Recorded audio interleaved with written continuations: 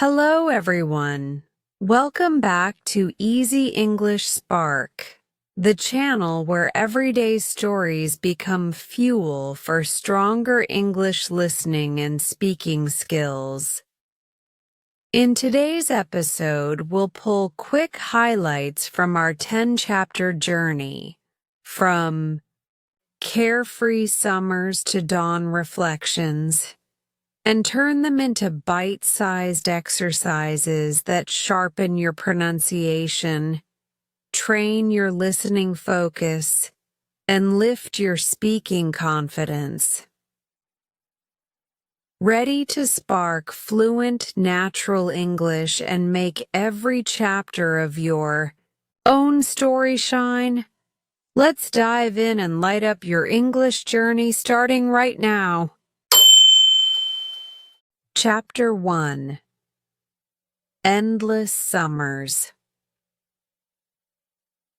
I wake each morning the way people in movies wake from daydreams, not from slumber.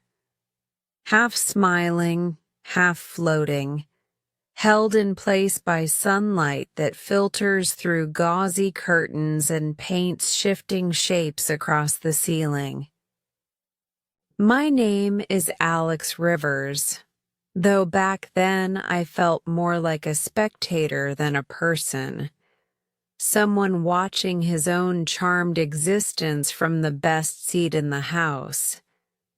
My first conscious sound is not an alarm clock, but a soft knock on the door and the low, familiar voice of my mother, Linda. She pushes the door open with her hip, balancing a silver tray in her hands. On that tray is breakfast arranged with the precision of a jeweler setting gemstones.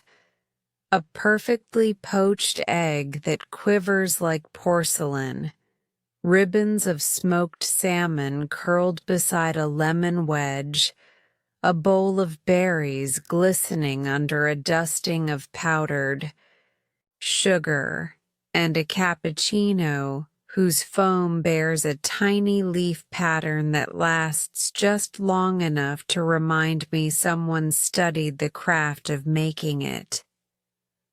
I sit up slowly, silk sheets whispering around me, and prop myself against a bank of pillows. While I eat, I scroll lazily through messages from friends who, like me, are in no particular hurry to do anything of consequence. Someone has discovered a rooftop lounge downtown with a koi pond floor. Someone else is choosing between skis made of carbon fiber or bamboo for an upcoming trip to Switzerland. I tap an emoji and reply, slide the phone aside, and savor another bite of lemony salmon. Outside my balcony doors, palm trees sway like casual metronomes marking time no one counts. When I finally rise, late morning has already turned into early afternoon for the rest of the world. But in the Rivers household, it is simply whenever. The floor under my feet is heated marble. I cross it without shoes, enjoying the faint warmth that seeps into my soles. In the dressing room, more boutique than closet, rows of shirts are organized by color grade, from cloud white through charcoal. Suits hang under soft spotlights as if awaiting a runway debut. I pause in front of a mirror bordered by dimmable bulbs and decide today feels like pale blue linen, sleeves rolled, top buttons free.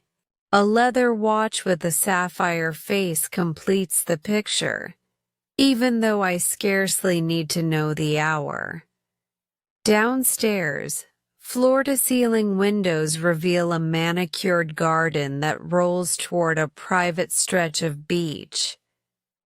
Gardeners in straw hats clip hedges into abstract shapes. A groundskeeper hoses sea salt from the slate-gray pathway that leads to the boathouse. Somewhere beyond the dune line, gulls call, the only urgent voices I hear all day. In the driveway, 2 cars wait. My father Martin's 1969 British Racing Green convertible and the latest graphite gray electric roadster. I pick the convertible for its low growl, the mechanical purr that says the world was once built by human hands, not algorithms. Top down, sunglasses on, I guide the car through the gates of our community. Security waves me through with the comfortable nod of those who know they will never need to challenge me. The road winds along the coast, asphalt glinting where the sun finds fresh tar. Wind tousles my hair and leaves behind the faint scent of salt and eucalyptus from trees leaning over the cliff edge. At a red light, I glance in the mirror and catch a glimpse of myself grinning for no reason other than motion and music. The stereo humming a playlist assembled by an algorithm that somehow knows I like vintage soul on bright days. I meet friends at an art house cafe that occupies the renovated ground floor of an old theater. Velvet banquettes in midnight blue line the walls, and brass sconces cast warm pools of light onto marble tables. The waiter places before us iced matcha lattes in tall glasses whose curved sides trap fragments of sunlight like shards of emerald. Conversation is light, effortlessly skipping across topics. A friend's plan to rent a villa in Santorini, a limited edition sneaker drop at noon, speculation about a pop star's rumored secret concert. Nobody mentions coursework or job deadlines. Such words would feel like smudges on a pristine window. When hunger strikes again, we drift to a boutique bistro known for dishes that resemble abstract paintings. I select seared scallops balanced on discs of compressed watermelon, garnished with tiny edible flowers. We photograph everything, of course. The chef expects it. My timeline becomes a mosaic of polished plateware and sunlit smiles, each post, accruing hearts and comments until I lose interest and tuck the phone back into my pocket. Sometimes, if the mood is right, we drive to the marina where my father keeps a 50-foot sailing catamaran. A crew handles the lines while we lounge on the mesh trampoline, sea spray peppering our ankles. Other days we drop by the golf club, where the greens are so smooth the ball appears to hover rather than roll. I'm terrible at the sport, yet it doesn't matter. A looping cart path, a chilled towel at the 9th hole, and the zero pressure. Scoreboard ensure every swing feels like winning. By late afternoon, the sky melts into amber. I point the convertible homeward, easing through the gates just as golden hour floods the property. The infinity pool mirrors the horizon. I trade linen for swim trunks and slip into water set to the exact temperature of comfort, neither cool nor warm, just infinitely forgiving. Floating on my back, I watch palm fronds drift across the sky and wonder lazily what night may bring. Perhaps a private screening in our estate's 2-row cinema, or a small lantern-lit gathering on the terrace. Invitations blur, possibilities remain open. Dinner appears without effort.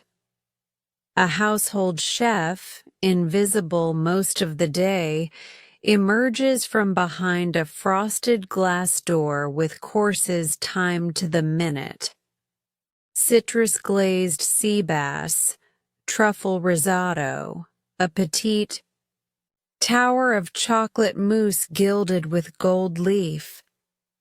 My parents join me under the pergola, conversation calm and unhurried. My mother asks whether I've considered attending an exhibition in Paris next month. My father mentions a charity gala that could use youthful energy. I nod politely at both. The question is not whether I can go, but whether I feel like going. Night deepens, bringing warm offshore breezes that set the garden lanterns swaying gently. I stroll along a footpath lit from below, each step touching pale flagstones that glow as if lit from within. Crickets chirp in rhythmic counterpoint to the distant hush of waves.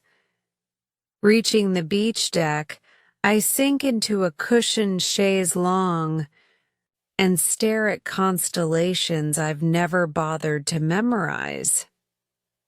Somewhere I know, exams are being taken, shifts are being worked, dreams are being postponed.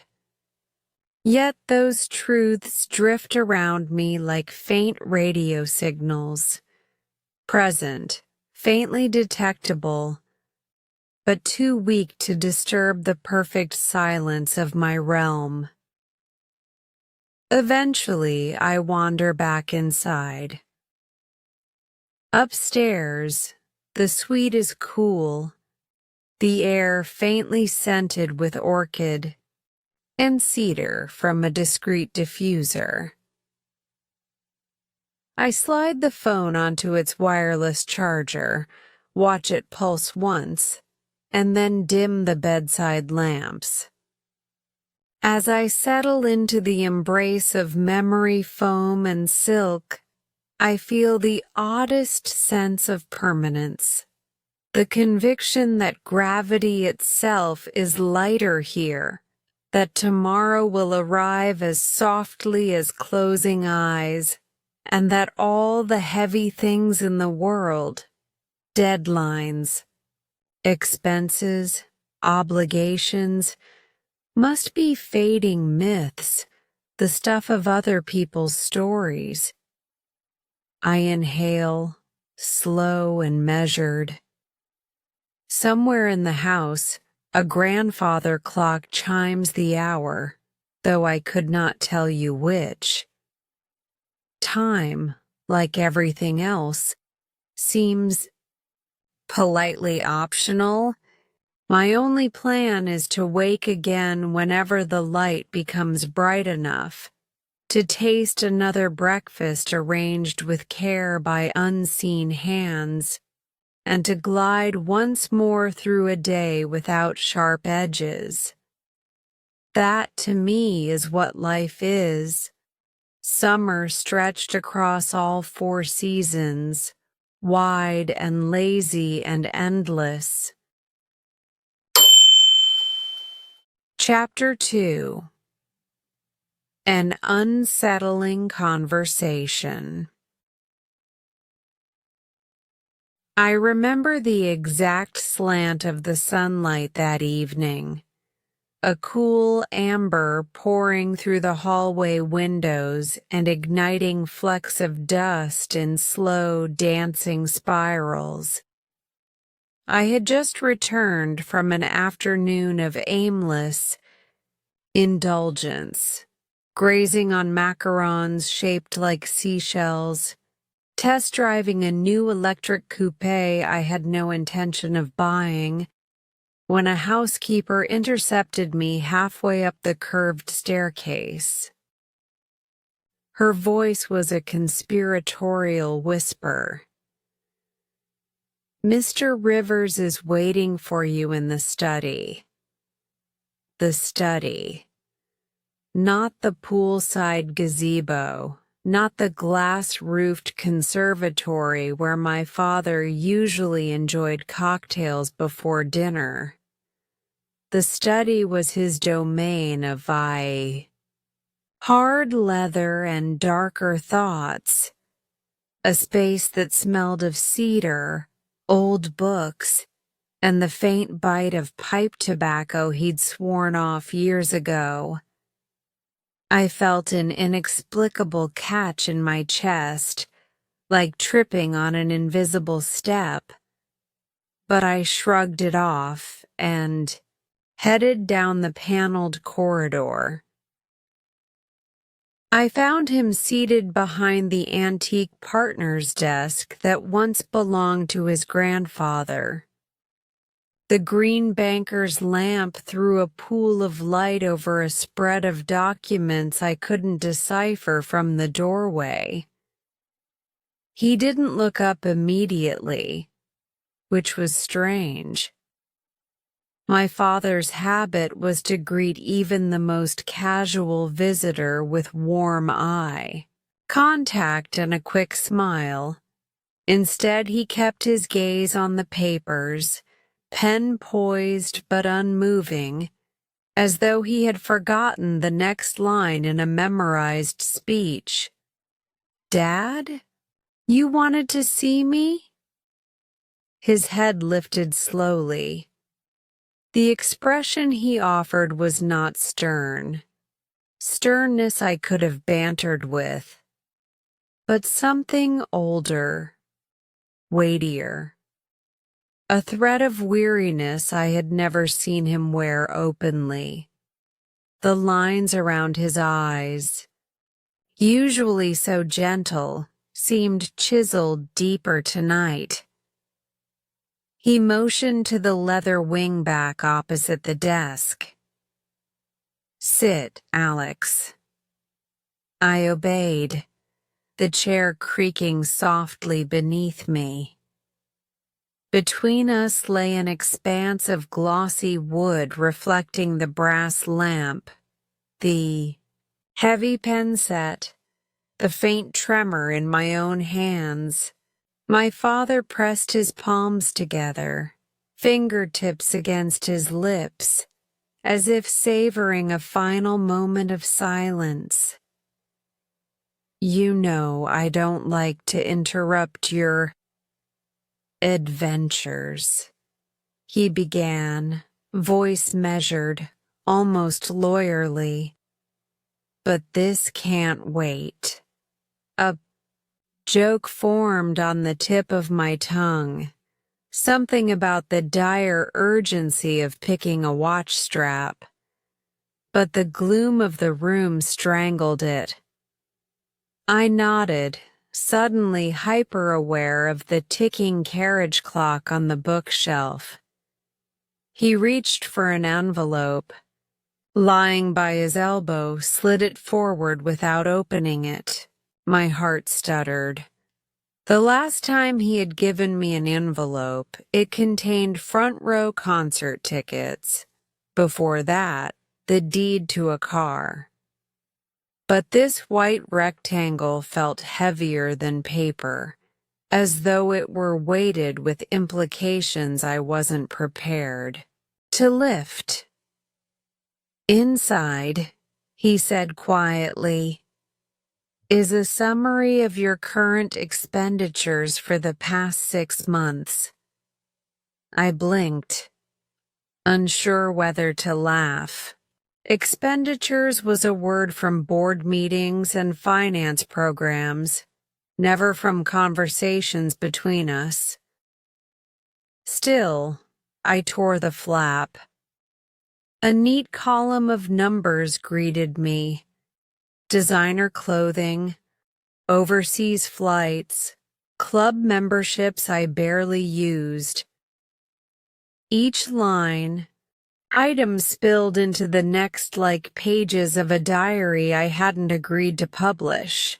The total at the bottom was larger than some small business loans, yet I felt no guilt, only surprise that someone had bothered to keep track. I'm not showing you this to scold you, he continued. I'm showing you because you need to see the scale of what you call having fun. I tried to adopt a casual slump. We're fine though, Dad. I mean, look around. I gestured vaguely at the Persian rug, the oil portraits, the grand piano gleaming in the corner, though. No one in the house played. It's not like we're hurting. He opened a drawer, retrieving a slim folder stamped confidential. My pulse twitched.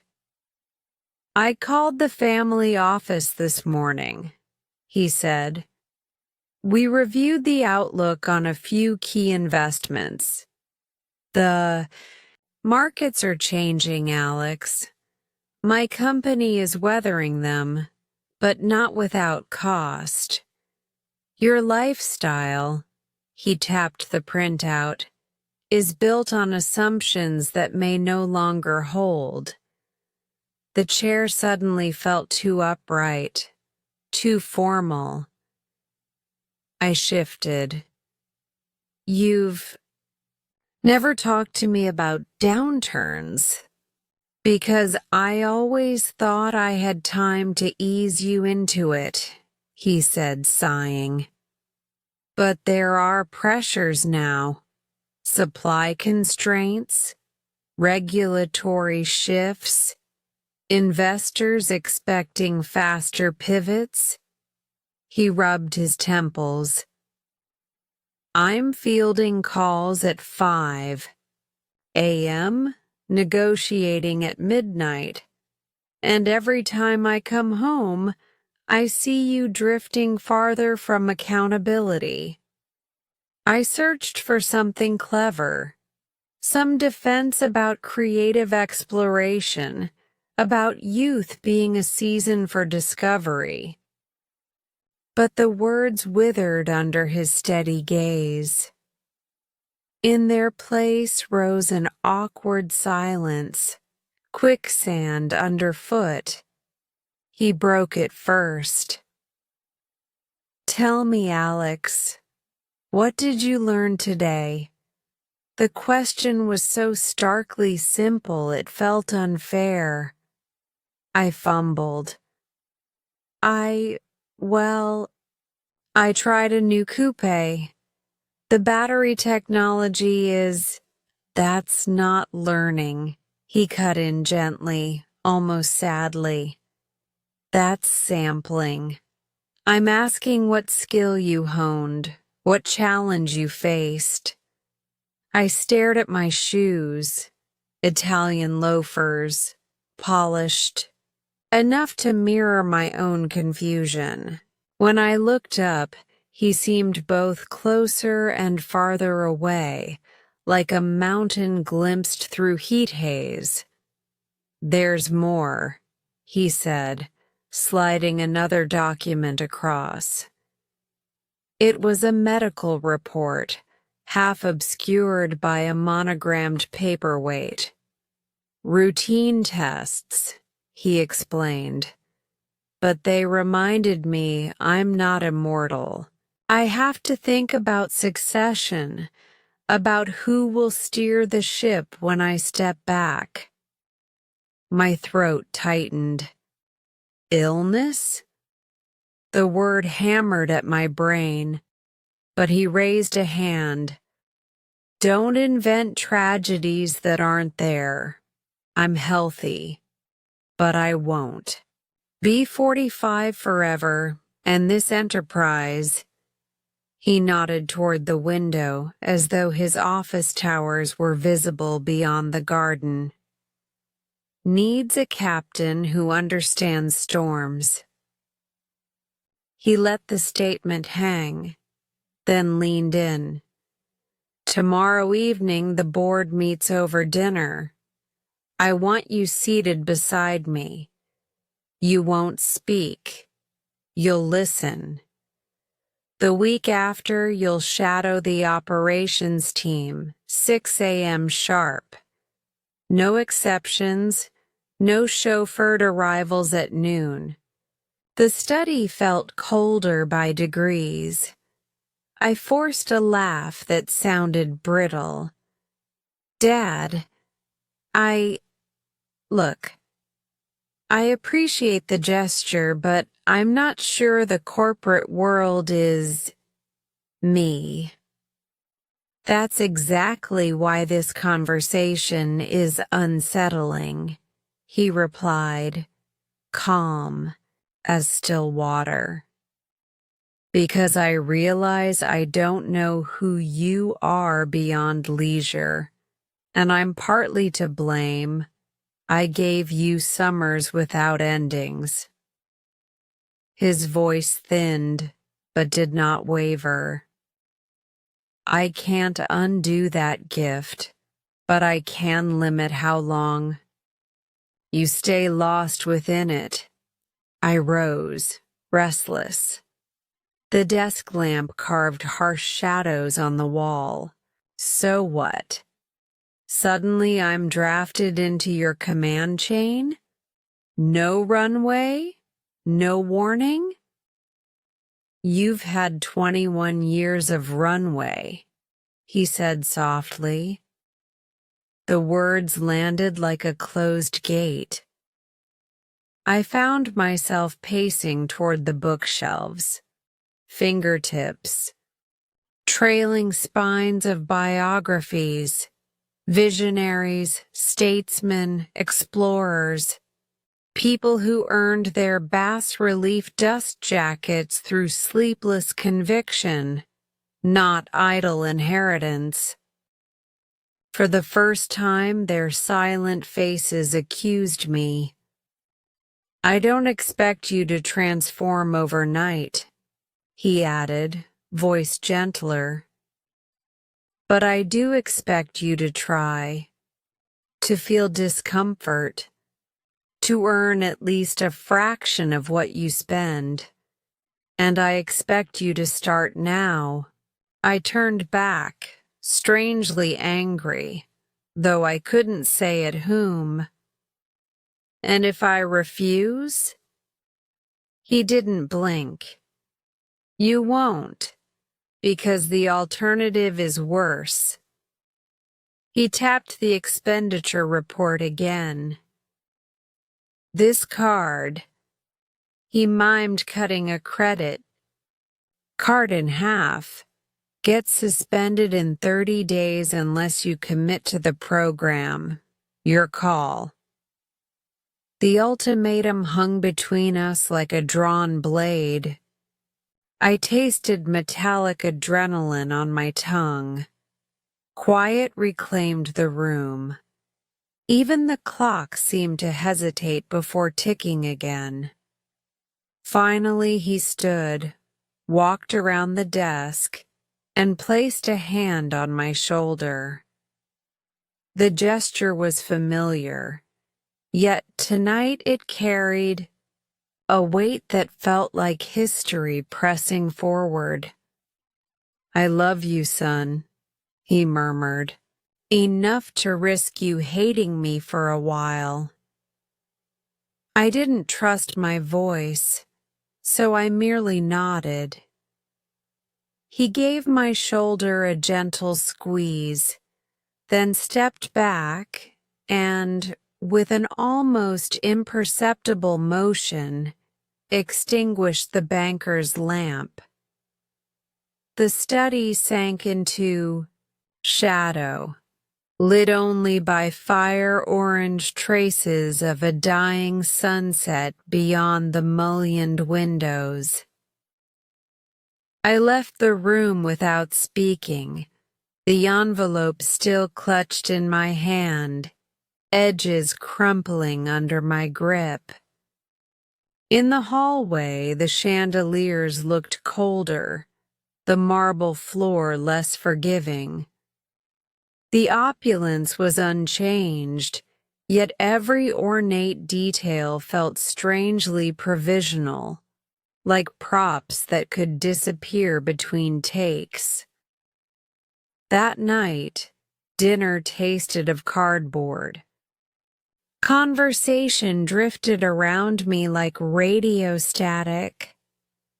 I excused myself early, climbed the staircase, and stared at my reflection in the mirror of the dressing room that had once felt like a private gallery. The pale blue linen I'd chosen that morning now looked like a costume borrowed from a happier character. Sleep came late, if at all. My mind replayed the scene in the study, looping and magnifying every crack in my father's voice, every equation in the spreadsheet of my excess. I had always believed luxury meant assurance, that so long as the cushions were plush, the ground beneath them would never give way. Now I understood.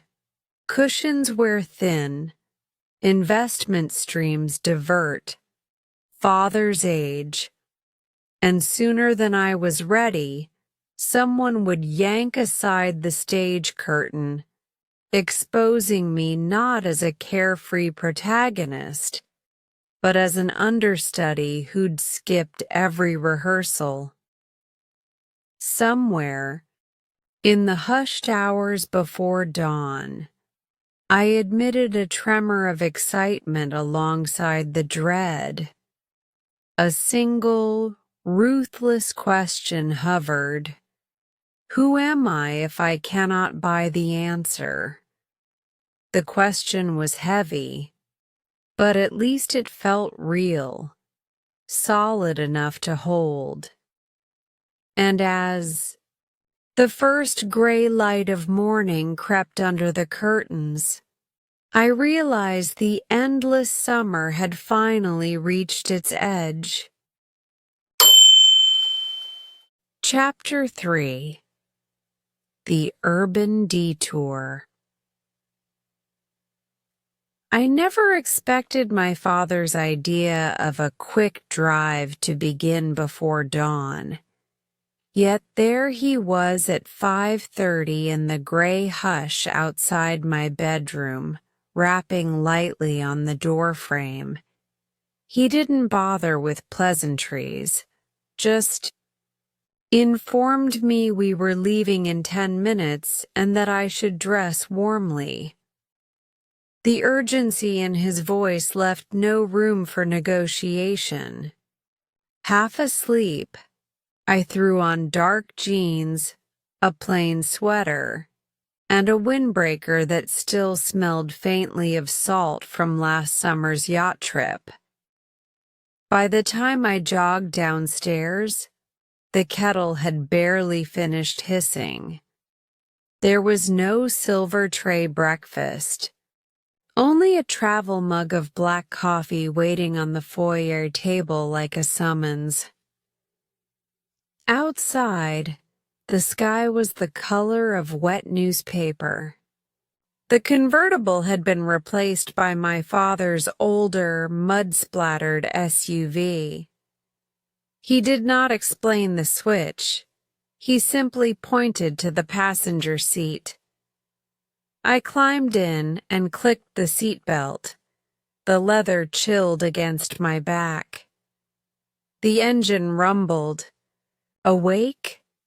And we rolled down the driveway without a word. For several long minutes, the only sounds were the crunch of gravel, the soft click of the indicator, and the faint hum of road grit beneath the tires. I watched our gated community shrink. Behind us, manicured lawns, identical lanterns, facades washed in moon-white security lights. We passed through the checkpoint, and the guard offered his usual crisp salute, but my father barely acknowledged it. Soon the neat lanes widened into a 4-lane artery that funneled us toward the center of the sleeping city. Above us, the last. Street lamps blinked in resignation. Daybreak was claiming the sky with muted pinks and bruised purples. Where exactly are we going? I finally ventured, keeping my voice low as though not to disturb the fragile quiet. You'll see, my father answered. That was all. A few miles in, the skyline materialized like a jagged charcoal sketch. Construction cranes frozen mid-gesture. Glass towers reflecting the faintest blush of sunrise. We veered off the main boulevard and dipped under an overpass, decorated with graffiti murals, kaleidoscopes of neon letters, faces of strangers immortalized in spray paint. The rims of puddles below the bridge still shimmered with last night's rainfall. A cluster of night shift laborers in reflective jackets huddled around a food truck's open hatch, warming their hands over paper cups of pho. The aroma, a sharp mix of star anise, beef broth, and diesel, slipped through the air vents, catching me off guard. Hunger stirred where pampered appetite usually slept. My father slowed the vehicle. "Look," he said, tipping his chin toward the gathering. "That vendor's out here before 3 each morning. He gets 2 hours of rest, then drives his kids to school." He didn't add judgment. The facts alone weighed enough. We moved on. Traffic thickened, not with luxury sedans, but with delivery. Vans, motorbikes stacked with crates, cyclists steering one-handed while balancing baskets of baguettes.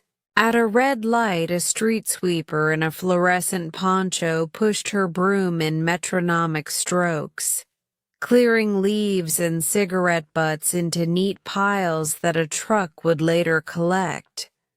She paused, wiped sweat from her brow, though dawn was still, cold, and carried on. I shifted in my seat, suddenly conscious of my pristine sneakers. They looked obscenely bright in the half-light, as though they'd never touched uneven pavement. And in truth, they rarely had. We turned into an area of low brick warehouses whose roofs were patched with mismatched sheet metal. A faded sign announced Riverfront Wholesale Market, letters peeling. This was not the riverfront I knew from weekend brunches and candlelit promenades. My father parked and cut the engine. A swell of noise slipped through the cracked window. Pallets slamming. Workers shouting numbers. Forklifts beeping in reverse. Fishmongers heaved tubs of crushed ice. The air was thick with brine and the iron scent of fresh-cut fins. "Come," he said, stepping out. I followed, trying not to wrinkle my nose. Inside, fluorescent tubes buzzed overhead, bleaching skin, tones, and magnifying fatigue. One stall owner, sleeves rolled to the elbow, sliced salmon with surgical precision, layering orange flesh onto wax paper while fielding orders on a cordless phone wedged between ear and shoulder. Nearby, a teenager in rubber boots lugged a sack of scallops nearly half his weight. When he set it down, he caught my eye and offered a tired, polite nod before disappearing behind a stack of plastic crates. We stayed only 15 minutes, long enough for the chill to crawl through my jacket and settle in my bones. Yet that was sufficient to imprint a scene I had never bothered to imagine. An entire economy pulsing to life while the rest of the city still dreamt.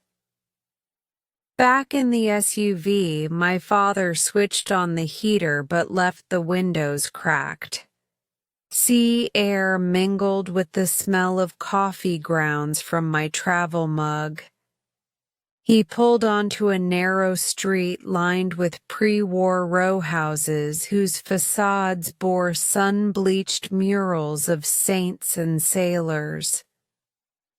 On the corner, an elderly man opened a barber shop's, iron shutter by hand, chain rattling like coins in a tin cup. Across from him, a bakery's side door stood ajar, releasing warm drafts scented with yeast and cinnamon. A young woman in flour-dusted overalls stacked baguettes onto metal racks taller than she was. "They'll sell out by 8, my father remarked. "Then she'll start again for tomorrow." We headed deeper downtown. Steel towers loomed, casting long early morning shadows across cracked sidewalks. Here the tempo changed. Streetlights blinked off, and office lights flicked on, cubes of white awakening floor by floor. We passed a 6-story parking garage already half full of compact cars with company logos emblazoned on the doors. Reminders that fleets, not individuals, owned this stretch of asphalt. At a bus stop glass booth, 2 nurses in pastel scrubs leaned against their duffel bags. One rubbed sleep from her eyes. The other checked a smartwatch, lips moving as if ticking through tasks yet to come. Their shift had finished minutes earlier, and now they waited to catch the first route home, only to repeat the cycle tonight. They didn't notice our SUV idling. Opposite. Why would they? In their world, luxury vehicles were as distant as constellations. My father gestured subtly. They've spent 11 hours inside fluorescent wards, keeping strangers breathing while you and I were asleep. The indictment was silent, but I felt it nonetheless. My fingers tightened around the coffee mug. The brew had gone lukewarm. A few blocks later, we arrived at a weather-stained building wedged between two glass offices. Faded red lettering above the door read, Montclair Textiles. We parked illegally outside. My father left the hazard lights blinking and led me through the door. Inside, the air vibrated with a mechanical symphony. Dozens of industrial sewing machines clattering in imperfect unison, pedals tapping like nervous feet. The room smelled of cotton lint and machine oil. Fluorescent lamps buzzed overhead, illuminating rows of bent backs. I spotted a small woman, maybe 60, maybe 70, guiding fabric under a needle at a pace I could barely track. Her knuckles were swollen, nails clipped to the quick. A framed photograph of two children, now adults perhaps, was taped to her thread spool for company. Beside her workstation sat a dented thermos and a half-eaten sandwich.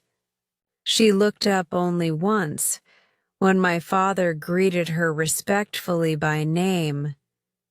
"Good morning, Mrs. Delgado." She returned a brief smile, revealing missing teeth, and kept sewing.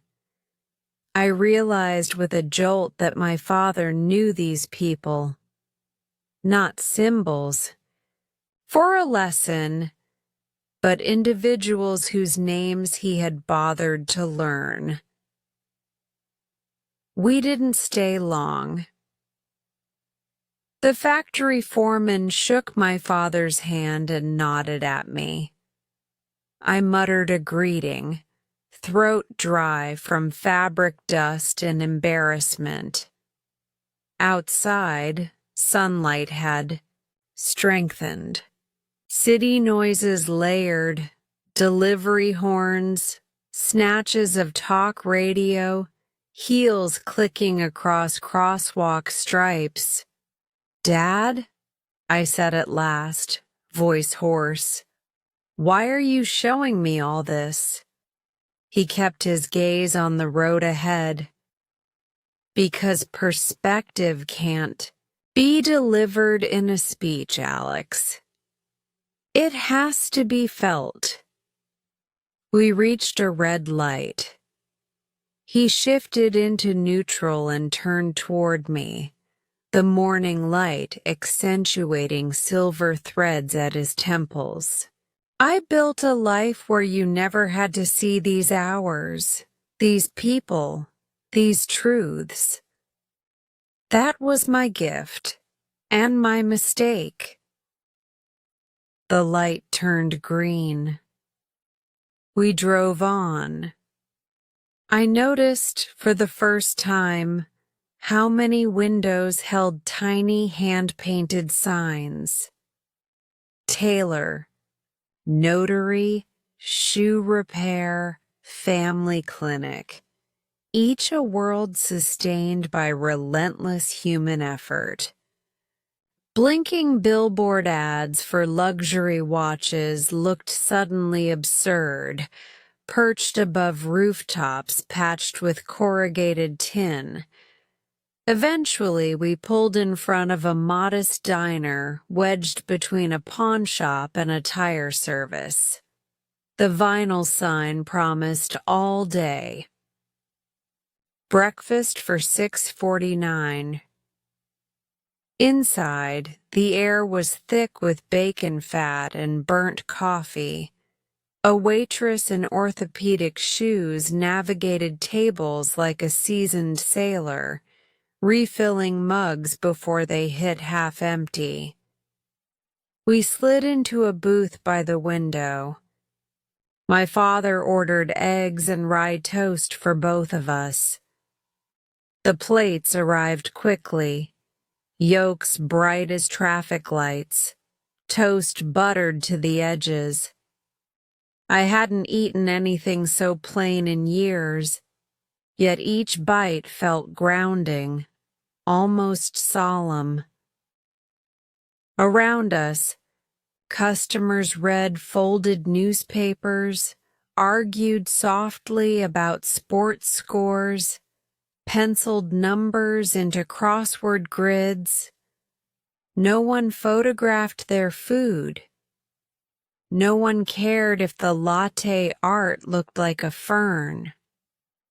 As I chewed, I felt the faint tremble of humiliation, mixing with awe, an unfamiliar flavor. My father poured us refills from a communal pot and let the silence stretch. I wanted to ask 1,000 questions, none of which would reveal the bigger answer he was leading me toward. So instead I listened.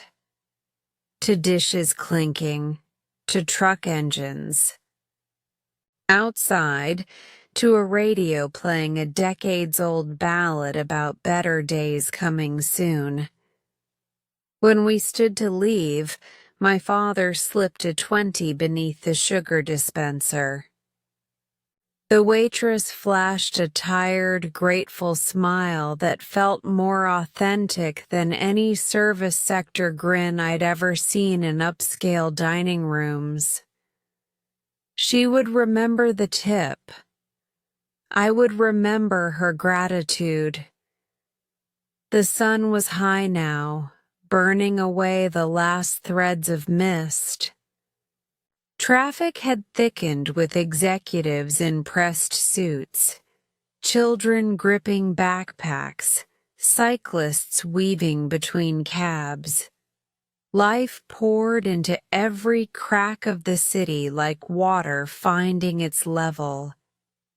In that stream of motion, I felt adrift, an object polished, smooth by indolence, suddenly tossed into rough current. Back in the SUV, my father adjusted the rear-view mirror, catching my eyes. "Tomorrow, 6 a.m., he reminded, referring to the operations team shadowing I could no longer dodge. I nodded, emotion so small it barely registered. Yet it felt like stepping onto an escalator set to a speed I'd never tested. The engine started, and we merged into traffic, rolling past storefronts, scaffolds, buses, and bodies in constant labor. I rested my head against the window, the glass buzzing with the city's heartbeat. For the first time, I sensed that my life, once predictable as a repeating wallpaper pattern, was about to take on texture, edges, and maybe even scars. We drove toward the distant shimmer of our coastal suburb, but the luxury I'd left at dawn no longer seemed like the life I'd returned to unchanged. The urban detour had stretched something inside me, and it would not easily snap back. Chapter 4. Behind the Artisan's Stall. I thought the morning's lesson had ended once we left the wholesale market, yet my father steered the SUV farther inland, along narrow streets quilt-patched with potholes and sun-scorched paint. Mid-traffic, he flicked on his blinker, and slipped down an alley so slender the side view mirrors skimmed brick. At the far end, the lane burst open into a makeshift plaza that smelled of cedar shavings, hot coffee, and rain-damp canvas. Paper banners hung on twine between lampposts, swaying like faded prayer flags that had traded mountains for asphalt. A handwritten sign announced, "Riverside Craft Fair, one day only." Booths formed two crooked rows. Some vendors were still raising awnings, stamping their feet against the early chill. Others already bartered in low voices, coins clinking into chipped ceramics. My father found a parking spot behind a rust-red food van and killed the engine. "Bring your jacket," he said, stepping out. "We'll be a while." I followed him into the slow tide of shoppers, mostly cafe owners hunting decor, weekend tourists cradling paper cups, the occasional child pulling at a parent's sleeve to reach a table of wooden toys.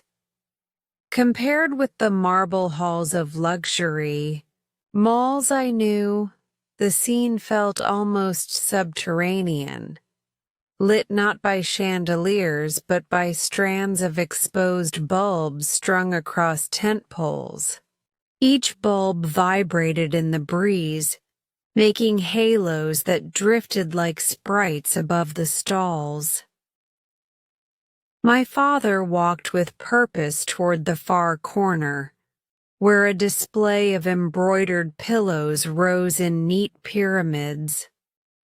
The fabrics looked alive, as if they remembered the skin warmth of the hands that stitched them.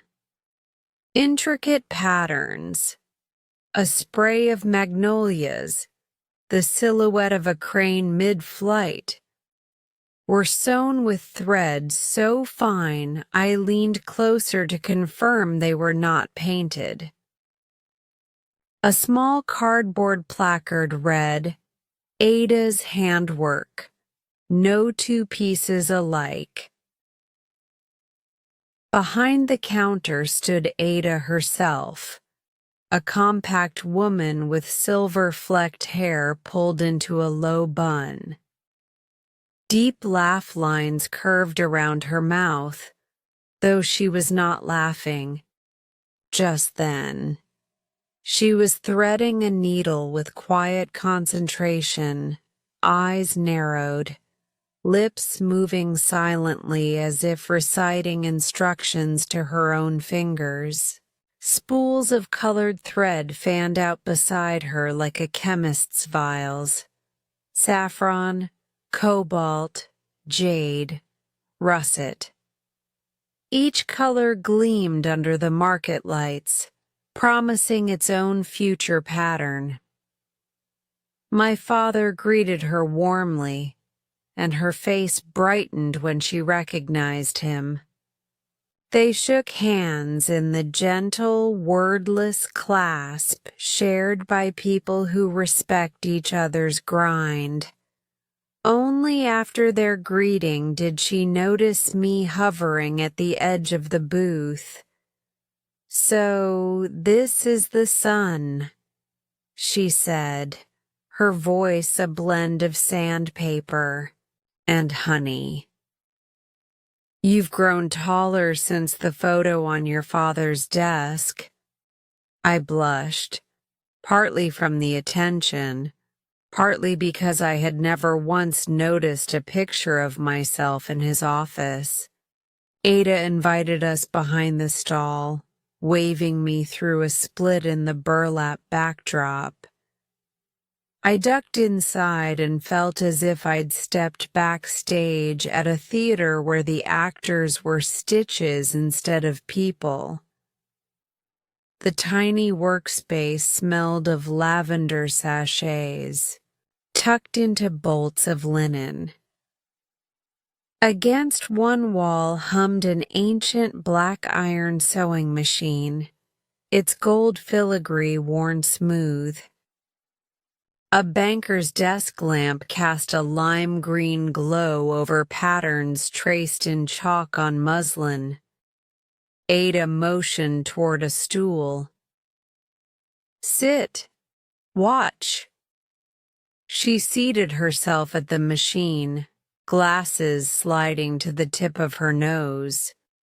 With one foot she tapped the treadle, and the wheel spun, thread dancing through needle with a whir so constant it sounded like rain on a tin roof. In less than a minute she'd stitched the outline of a swallow mid-dive, wings sharp as half-moons. Her hands never paused, yet she still managed to speak. "People think craft work is slow," she said, eyes on the fabric. "But true speed is in knowing your path before you begin. Every curve I sew, I drew in my head during breakfast. I realized, embarrassed, that my own idea of creative planning was scrolling inspiration boards on my phone while waiting for a latte.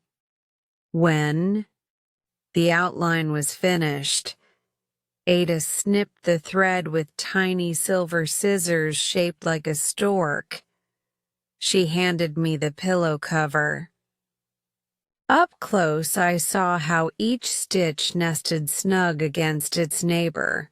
Tension perfect. No puckers, no loose ends. "How long do you think that took?" she asked. "Maybe 2 minutes," I guessed. She smiled. "More like 12 years and 2 minutes. The 12 years were training my hands to obey." I swallowed, throat tight, suddenly aware that nothing I did regularly, golf swings, Instagram captions, required obedience from my body beyond mild coordination. My father stepped beside me. "Ada, would you mind showing him your cost book?" She reached under the work table and pulled out a ledger thick with invoices, receipts, and scraps of thread pinned beside handwritten color codes. Pages were ruled into columns. Material costs, hours invested, wholesale versus retail, net margin after booth rental. She flipped to a fresh page and handed me a pencil stub. "Do the math for this pillow," she said. The numbers blurred at first. My brain insisted on rounding, simplifying. But Ada insisted on precision. Every inch of thread, every second of labor. When I totaled the column, the figure looked insultingly low. A single visit to my hairstylist cost more. "How do you survive on that?" I blurted before I could filter the thought. Ada chuckled, not offended. "Volume helps, custom orders help more. Pride helps most." She tapped the swallow outline with a nail. "These wings feed my grandchildren's tuition." That simple sentence loosened something in my chest. I pictured her hands, calloused, dexterous, securing a future thread by thread, while I'd spent the equivalent on sushi dinners posted to transient stories. Ada stood and gestured toward the machine. "Want to try a line?" I glanced at my due. Father. He nodded. I sat where she'd been, feet barely reaching the treadle. She guided my fingers to the fabric, then placed her hands lightly over mine, the way a piano teacher corrects posture. I pressed the pedal and the needle hammered, but my line wobbled like seismograph data during an earthquake. The thread snagged. The motor coughed to a stop. I felt heat rise to my ears. Ada lifted the presser foot, unclipped the tangle, and patted my shoulder. Steady your foot next time. Every art begins with a mess. I backed away, half mortified, half in awe at how deceptive ease can be from the outside. My father thanked her, purchased the swallow pillow for more than the listed price, and tucked an extra bill under the ledger when she turned to wrap the item. She pretended not to see. He pretended not to tip. A ritual of mutual respect, repeated who knows how many Saturdays. Before we left, Ada pressed a sampler square of fabric into my palm, an unfinished blossom outlined in faint stitches. Finish this on your own, she said. No rush, just remember the wings when you think you have no time. Outside, the fair had thickened with shoppers. A wood-turner spun a maple bowl at a lathe, curls of pale timber spiraling to his boots. A glassblower turned molten orb under a torch, coaxing cobalt veins into its core. Every booth was a slow heartbeat made visible. I felt as though I'd wandered into a gallery where the price of entry was respect rather than currency. We reached the SUV and I buckled in, turning the sampler over in my hand, threading invisible lines across unfinished petals. The swallow pillow rested on my lap, its wings mid-flight, frozen motion that somehow felt more alive than many people I knew. My father started the engine, but didn't put the car in gear. He watched me studying the fabric. What did you learn? He asked quietly. That mastery looks effortless only because effort became invisible, I answered, surprising myself. He smiled at the windshield, then eased the SUV into traffic. We left the craft fair behind, tents shrinking like folded origami. But the sound of Ada's sewing machine lingered in my ears, a steady, uncompromising rhythm I couldn't shake. I realized that rhythm existed everywhere in the city.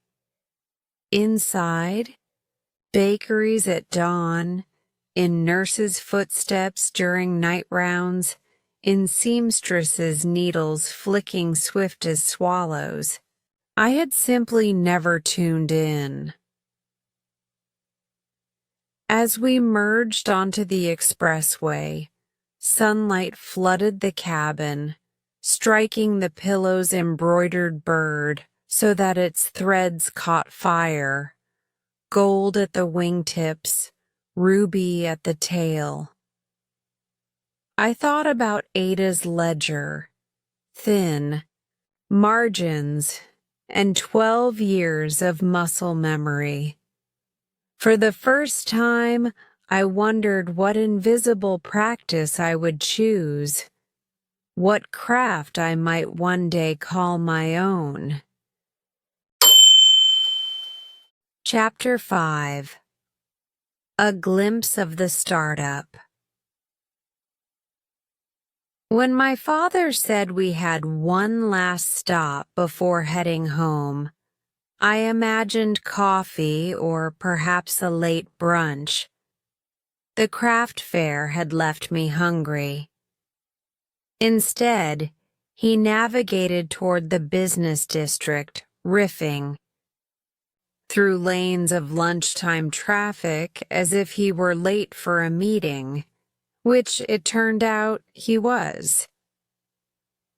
Glass and steel towers loomed ahead, each reflecting terraces of cloud and sky like slabs of liquid metal. Dad turned into an underground garage below a mid-rise whose facade shimmered with programmable LEDs. The entrance gate recognized his license plate and lifted without a pause. We parked on the executive level. Pale concrete, scent of ozone, and new rubber, alongside cars I'd previously seen only in glossy magazines. At the elevator, he handed me a thin plastic badge. My name, Alex Rivers, was printed beneath the company's logo. 3 overlapping triangles that looked like they were in constant motion. A caption read, "Visitor, limited access." The words felt weightier than any gold foil VIP pass I'd ever worn. The elevator doors opened on the 10th floor, and a burst of sensory overload hit me in a single synchronous wave. Chatter layered atop the percussive clack of mechanical keyboards, screens glowing with color-coded dashboards, the faint hiss of latte steam from a micro-cafe tucked in a corner. It smelled of burnt espresso, fresh paint, and the curious adrenaline of unresolved problems. An open plan C stretched in every direction, rows of sit-stand desks, walls dressed in whiteboard paint, scribbled with loops of code and cartoon rockets. A hanging banner announced Sprint Demo Day. 3 HRS left. Beneath it, a project team clustered around a wall-sized touchscreen, debating whether the new UI animation was delightful or distracting. My father leaned close so I could hear him over the din. "Welcome to Rivertech Labs," he said. "This is where those triangles on your badge get their angles." A young woman with a headset and an energy drink holstered at her belt hurried over. "Morning, Martin," she said to Dad without missing a beat. "QA found 3 blocker bugs in the beta. Server side this time. We're triaging." Dad nodded once. "Spin up the Tiger team. Use Conference B." She pivoted away, talking, into her mic before her ponytail finished its arc. We moved deeper into the maze. Every few steps, someone stopped him with rapid-fire questions. Burn rate forecasts, patent filing deadlines, whether to greenlight additional GPUs for the machine learning cluster. He answered each in a clipped sentence or a well-practiced raise of an eyebrow. Even while responding, he scanned the floor like a conductor ensuring all instruments stayed in tempo. At a glass wall overlooking the atrium, he paused. "They've grown from 12 to 200 in 4 years," he said, almost to himself. "Growth is thrilling, also terrifying." He gestured for me to follow. We slipped into a small observation alcove above an innovation lab. Below us, engineers in anti-static coats hovered over circuit boards no bigger than credit cards. Robotic arms etched silver spider webs onto lime green substrates. A conveyor belt carried finished units toward a chamber labeled thermal shock testing. A giant digital clock on the wall counted down from 10 hours, red numbers ticking like a heart monitor. "That's the next-gen edge processor," Dad explained. "If the thermal cycling passes today, we're months ahead of the competition. If not..." He left the sentence hanging.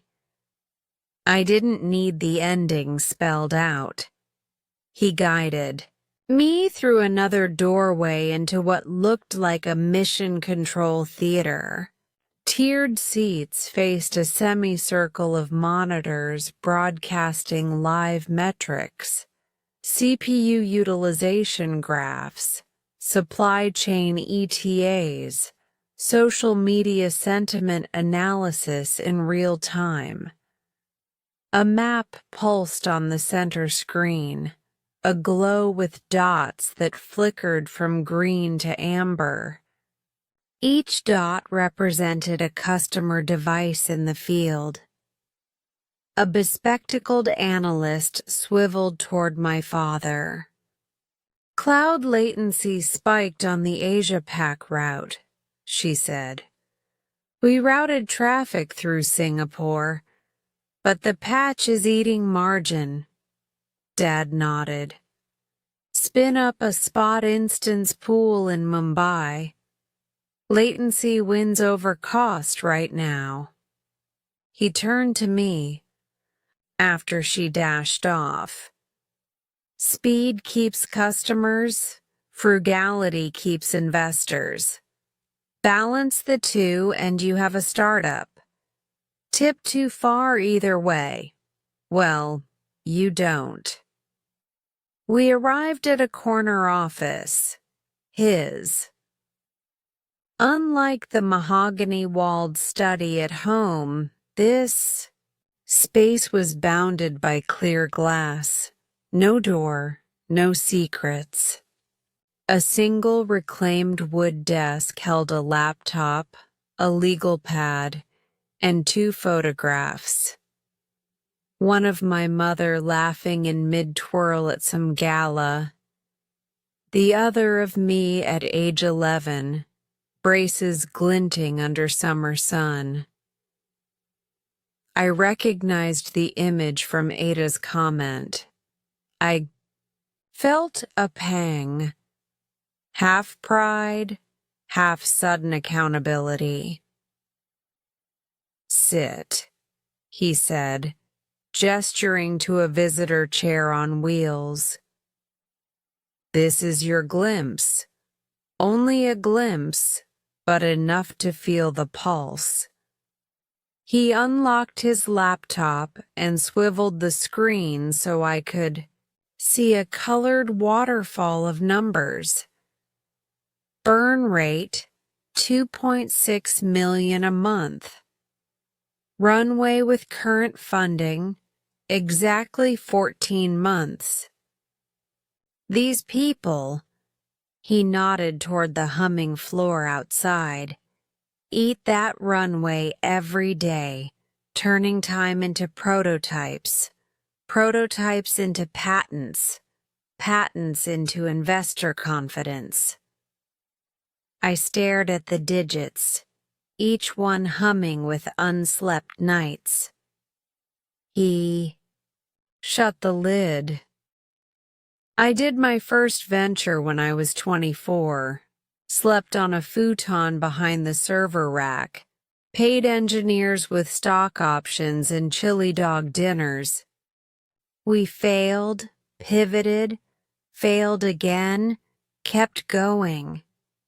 He folded his arms, expression softening. I'm not asking you to inherit this. I'm asking you to understand the gravity of creation. A soft bong sounded over the intercom. Sprint demo in 30 minutes. Dad rose. Come on, war room time. He led me to Conference B, where half a dozen developers huddled around a glass table littered with sticky notes, USB cables, and cold brew in mason jars. Screens displayed lines of code that looked like a foreign alphabet to me. A pixel art countdown. On the main monitor flashed 2957. A product manager, Sanjay, explained the stakes in bullet speed bursts. Real customers would hammer the beta at noon. Any crash over 0.1% would drop the Net Promoter Score and spook Series C investors scheduled next week. Interim patch or rollback? Someone asked. Patch, Dad said. Rollback invites doubt. He turned to me. Fire hopping is half. The job? The team burst into action. One engineer traced the bug to a race condition in the cache invalidation logic. Another spun up a test cluster in the cloud, typing so fast her bracelets jingled like chimes.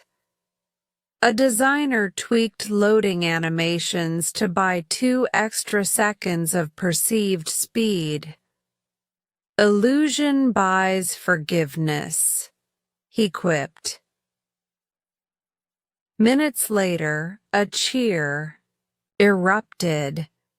The build compiled, tests passed, and dashboards flipped from red to green like traffic lights after a storm. The room exhaled, short, collective, then instantly refocused on the next ticket. Outside, kitchen staff wheeled in trays of salad bowls, hummus, protein bars. People grabbed food without missing sentences. Work and nourishment had fused into one continuous gesture.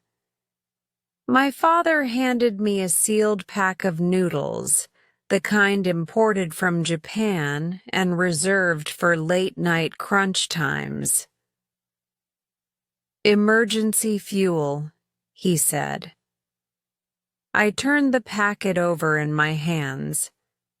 It weighed almost nothing, yet it embodied the night-long marathons I'd only heard about. At one point, I slipped away to the restroom. On the way back, I paused at a wall filled with Polaroids. Every employee, first day on the job, holding a cardboard sign reading, I dare greatly. Under each photo, a Sharpie inscription recorded their boldest engineering goal. My father's. Polaroid sat in the top left corner, captioned, Build tools that make builders unstoppable. I studied his younger face, eyes alight, shirt rumpled.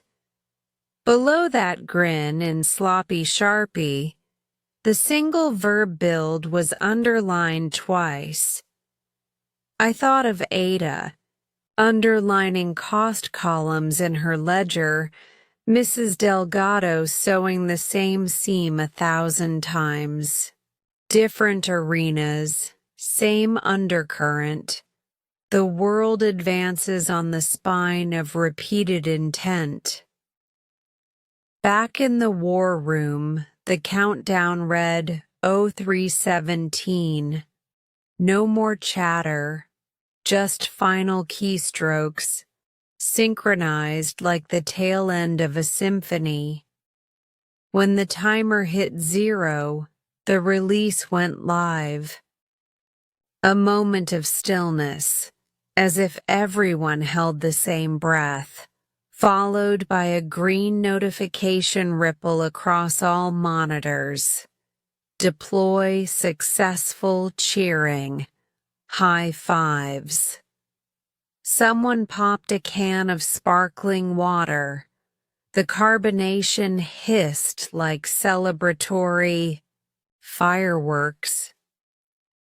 Dad smiled. Small, tired, but unmistakably proud.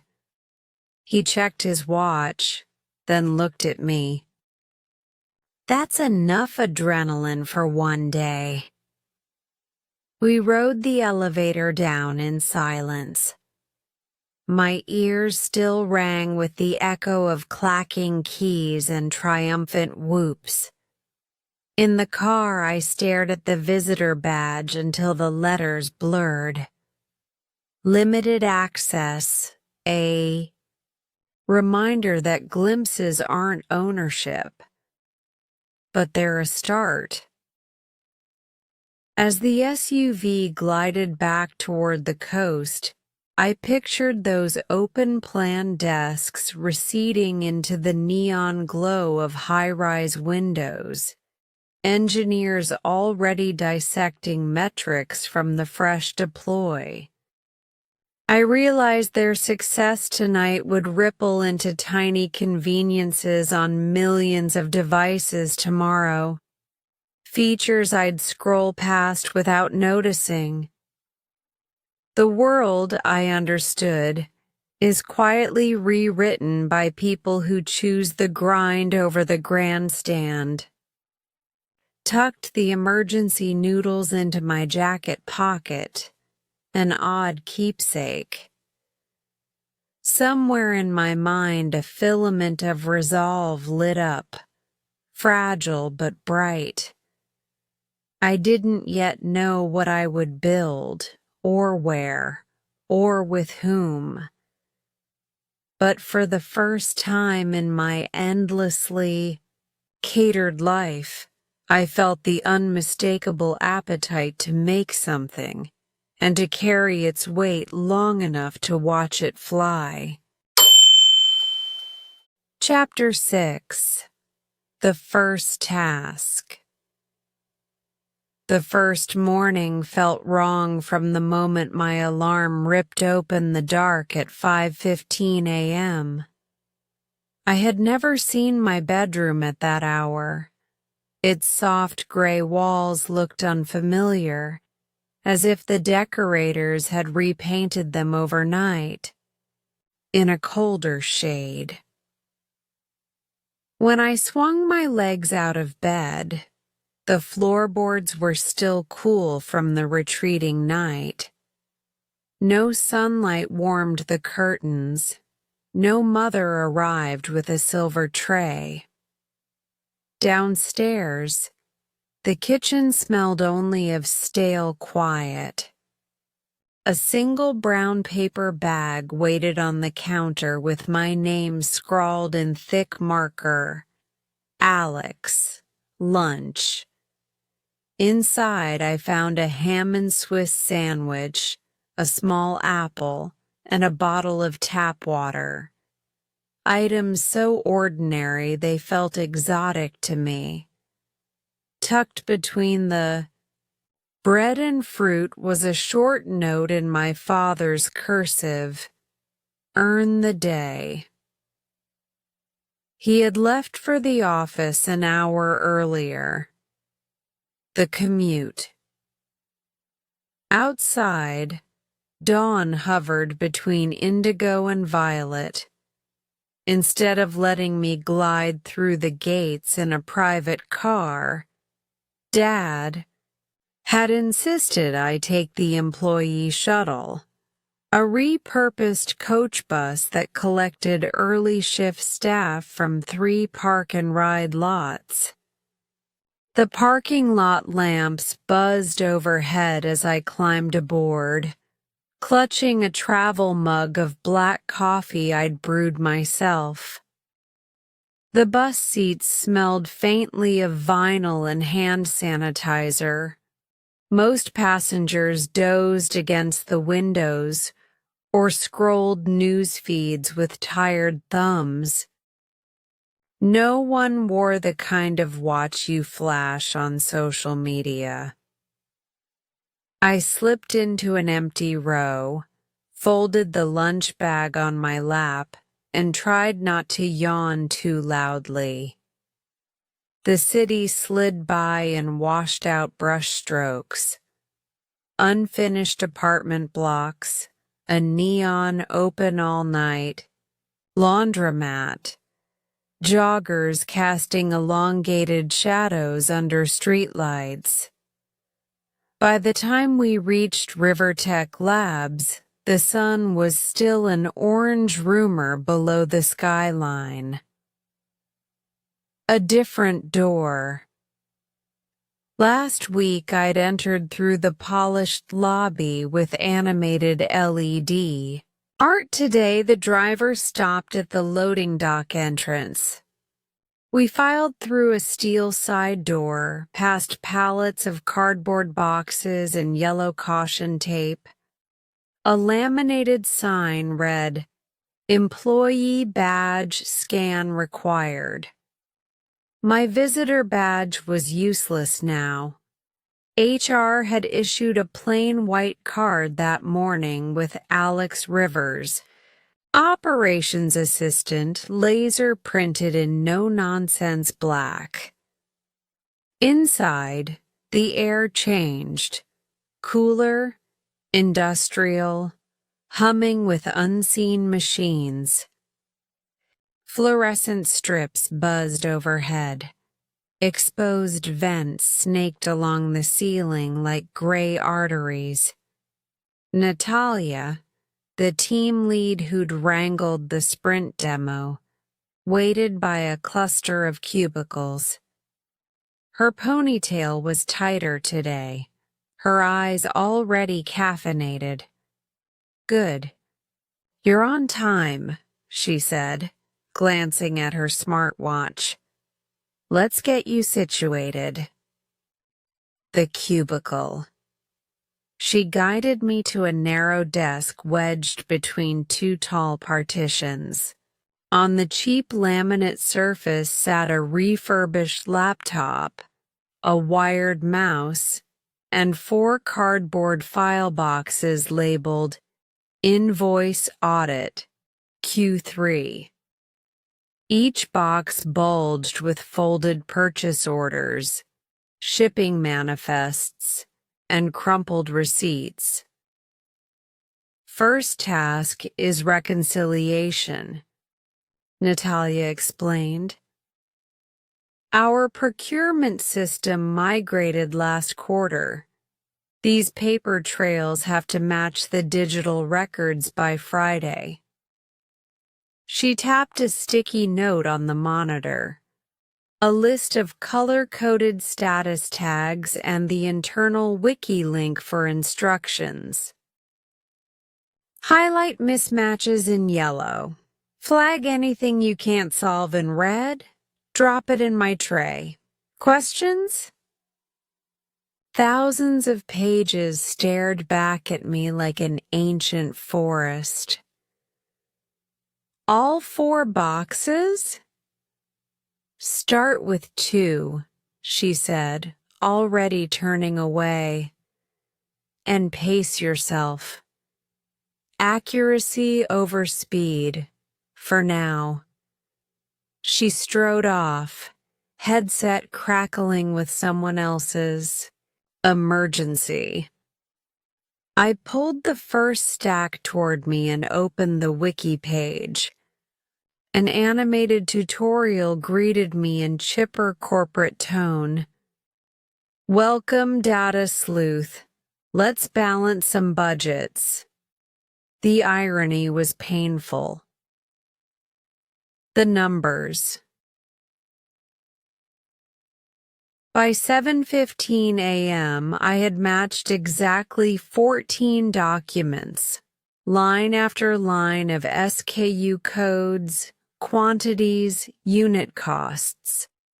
My eyes kept drifting to the digital clock at the corner of the screen. Minutes behaved like hours. Highlight, tab, scroll, compare, highlight. I discovered that thermal paste kits for the engineering lab cost $12.37 each, and that the company ordered 608 of them in August alone. I learned that office beanbag chairs have replacement beads called micropellets. I learned that a EI's single transposed digit in a PO number could send a shipment to Brazil instead of Brussels. Mistakes leapt from the pages like invisible ink, a mismatched decimal, an overbilled shipping fee, an item double entered. Every time I found one, I felt a small spark.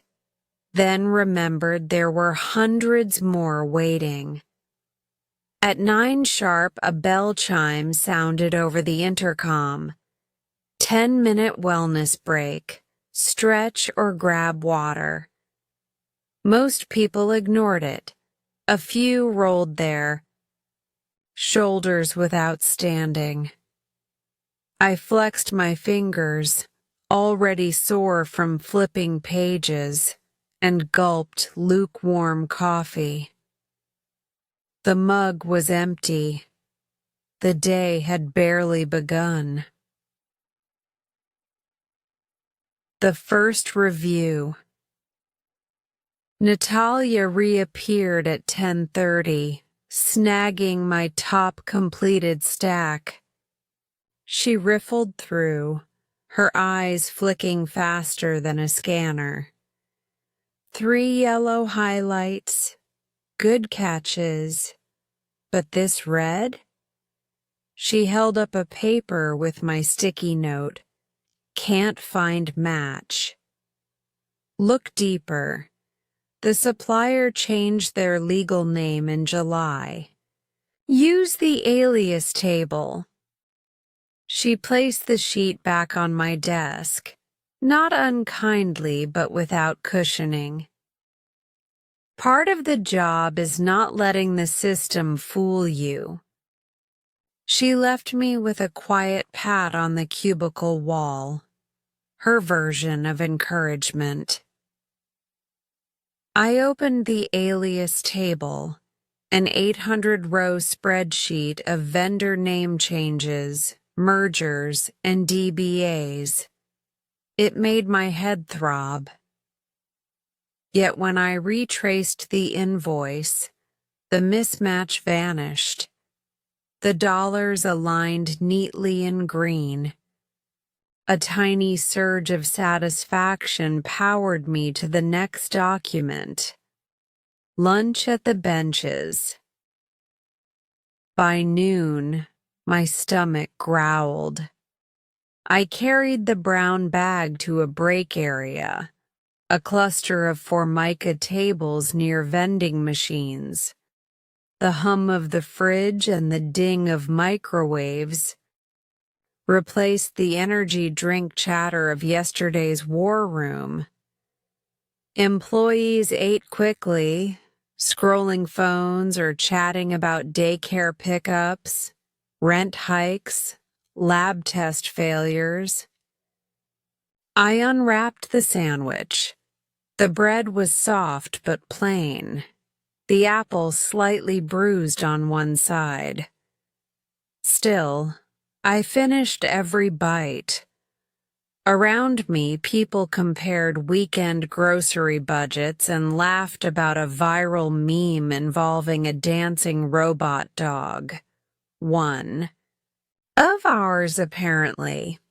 I caught myself smiling. No one here cared about my surname or my shoes. They cared whether the coffee carafe would be refilled before the 1 p.m. slump. It was a simpler currency. Afternoon grind.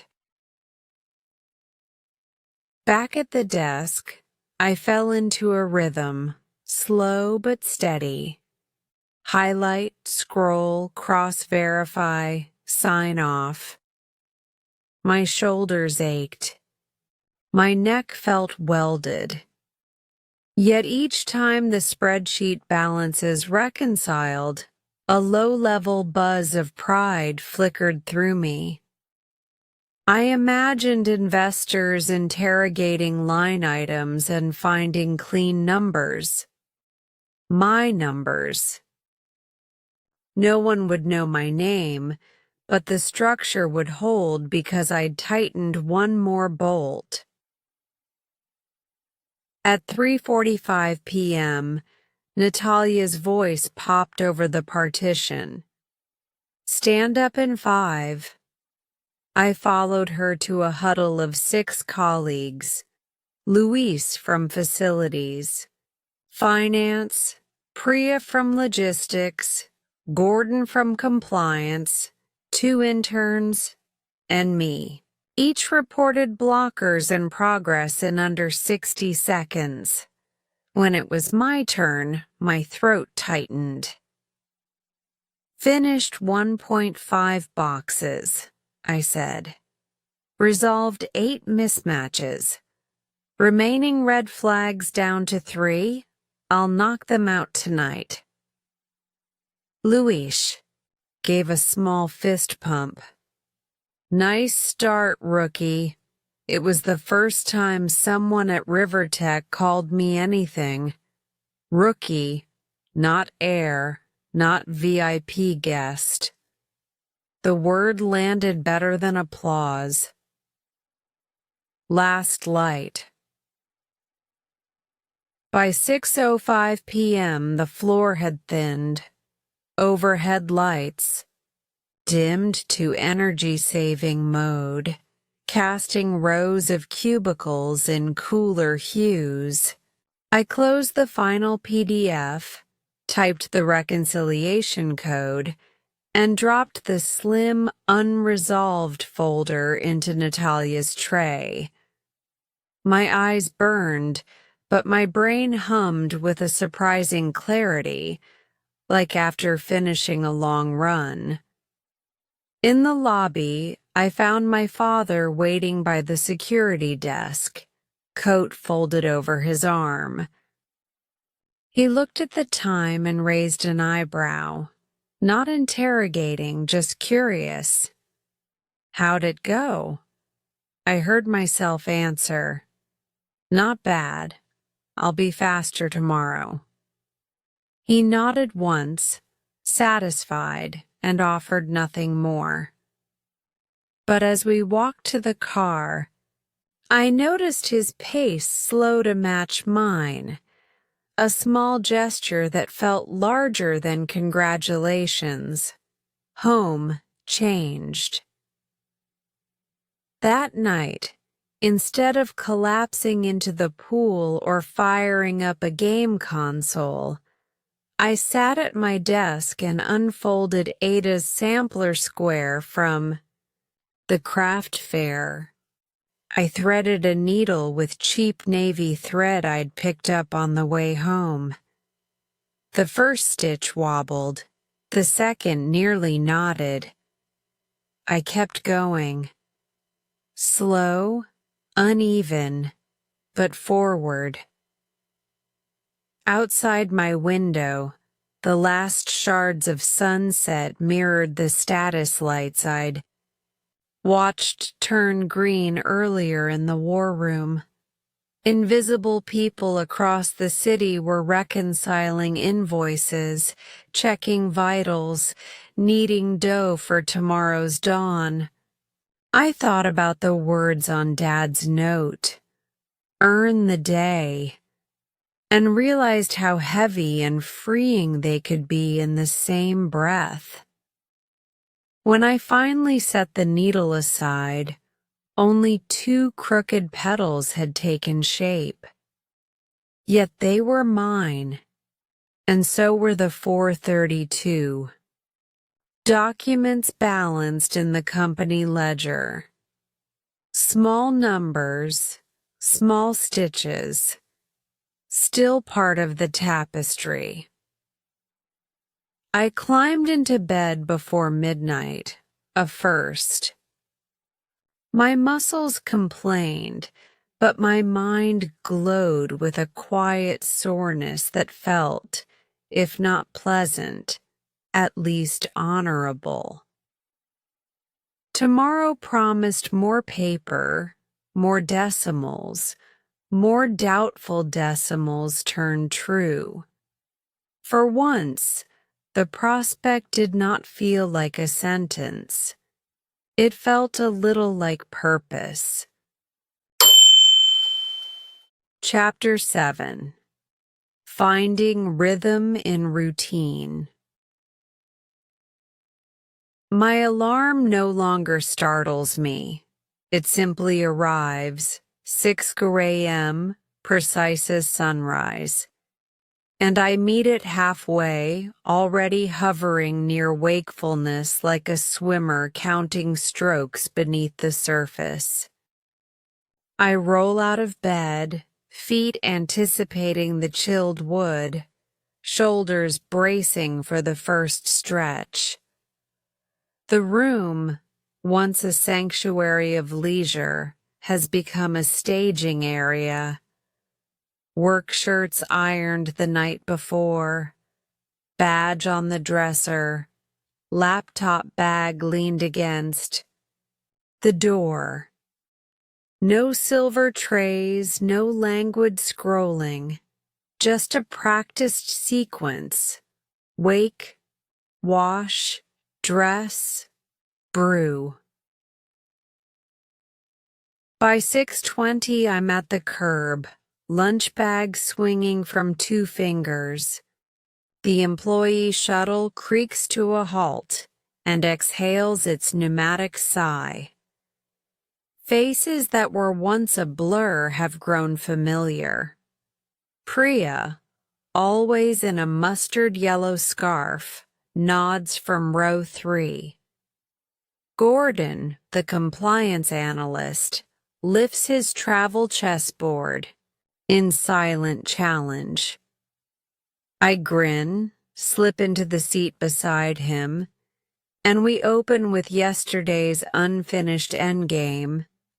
The bus sways through pre-dawn traffic while pawns advance across plastic squares. Some mornings he wins, some mornings I do, but the real victory is the shared ritual. 2 stops to set up, 4 stops to wage battle, 1 final stop to salute the victor and snap the board shut. Inside Rivertech's side entrance, the scent of machine oil and citrus disinfectant greets us like a morning anthem. I badge through the turnstile, bypass the espresso line. No time for latte art. I've grown loyal to drip coffee strong enough to etch circuits in my stomach, and follow the current of early risers toward operations. The cubicle I once viewed as a cage now feels more like a cockpit. Dual monitors perched at ergonomic height, custom macros mapped to a programmable keypad, a sticky note mosaic tracking open tickets in fluorescent rows.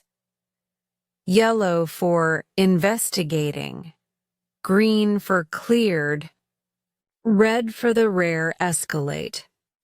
Reconciliation work that first swallowed whole days now bends to a rhythm.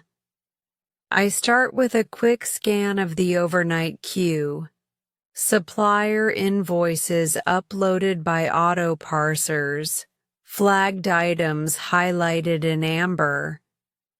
I spot one. Shipping weight discrepancy. On GPU heat sinks from our Taiwan vendor. Tap a hotkey to load last month's manifest. Cross-check against the alias table. I bookmarked it after Natalia's lesson. And correct the unit conversion. Kilograms misread as pounds. Amber flips to green. The UI makes a soft chime, a little reward no one else hears but me. Emails follow. I draft in focused bursts, trimming every flourish that once cluttered my prose. Brevity, I've learned, is the sincerest form of efficiency. By 8:15, the queue is clear enough that I lean back, roll my shoulders, and sip coffee gone lukewarm, but still welcome. Stand up at 8:30. We gather in the hallway. Louise from facilities, Priya, 2 new interns, Natalia at the helm tapping notes. Into her tablet. In crisp, 30-second packets, we report wins and blockers. Mine today. Cleared 12 invoice flags. 1 ticket needs supplier confirmation. Waiting on Manila before EOD. Natalia clicks her stylus, satisfied. The circle breaks, people peel off, and the hum of keyboards resumes. Mid-morning brings a welcome variation. Natalia hands me a new responsibility, tracking test lab consumables. Your ledger works solid, she says. Time to broaden. Scope. She walks me through the inventory dashboard. Isopropyl drums, nitrile gloves, solder paste, flux pens, anti-static shoe covers. Every item has reorder thresholds. Every threshold rests on someone noticing dips before they crater productivity. That someone is now me. I dive in, exporting last quarter's consumption rates. Patterns emerge. Glove usage spikes the week before. Firmware freezes. Flux pens vanish fastest on Thursdays when prototype boards flood in. I set conditional highlights, build a simple predictive model in a spreadsheet, and schedule automated alerts. By lunch, a red bubble pops beside a column. Gloves. For Lab 3 trending toward shortage 5 days sooner than forecast. I fire off a requisition request and feel the subtle thrill of prevention. Quiet, invisible heroics. Lunch itself is routine, yet never exactly the same. Today, I share a table with the QA twins, Carmen and Carolina, who debate whether avocado belongs on banh mi. We swap half sandwiches and verdicts. Consensus, yes, but only if the bread is extra crusty. After eating, I slip to the courtyard for 10 minutes of sunlight, phone left pocket bound, eyes tracing the grid of windows above where engineers tap at mysteries I may one day be trusted to solve. The afternoon settles into deep work. A spreadsheet, once daunting, now feels like a familiar city. I know which alleys hide errors, which intersections reveal duplicates. I glide cell to cell, formula to formula, until the last potential mismatch blinks away. At 3 p.m., sharp, I join a brief training on the new procurement software. UI modern, shortcuts efficient, documentation witty enough to make us chuckle. I take notes, not out of obligation, but because mastery has become its own reward. Habit shapes the body too. My shoulders, earlier hunched, now find their neutral set. I keep a reusable water bottle on the desk and refill it every hour. Dehydration, I've learned, is the silent saboteur of focus. When screen fatigue creeps in, I stand, step through. A stretch Natalia taught the team. Arms up, spine lengthened, twist slowly left, then right. Tiny rituals, but they stack like interest. At 4:30, a notification pings. Dad has scheduled a 5-minute check-in.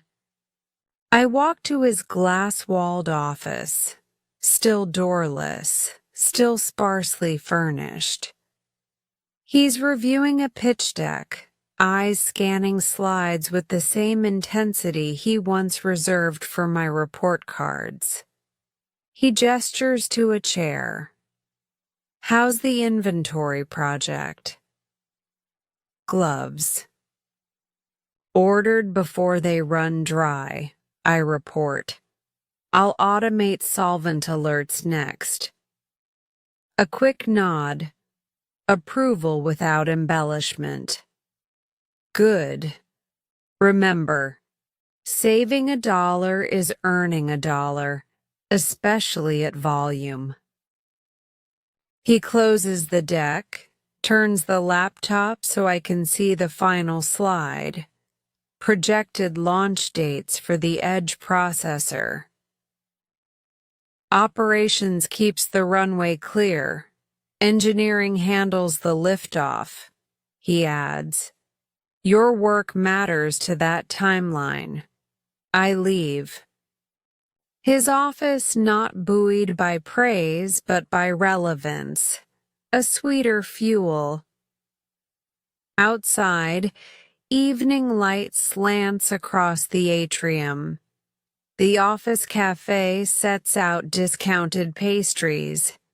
I resist, opting instead for a banana tossed into a communal basket by facilities. I note idly that snack fruit supply drops fastest on Mondays.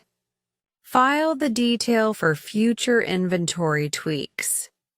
6 o'clock signals shut down for many, but Luis waves me over to help with a surprise audit. Some capital expense receipts surfaced in the wrong cost center.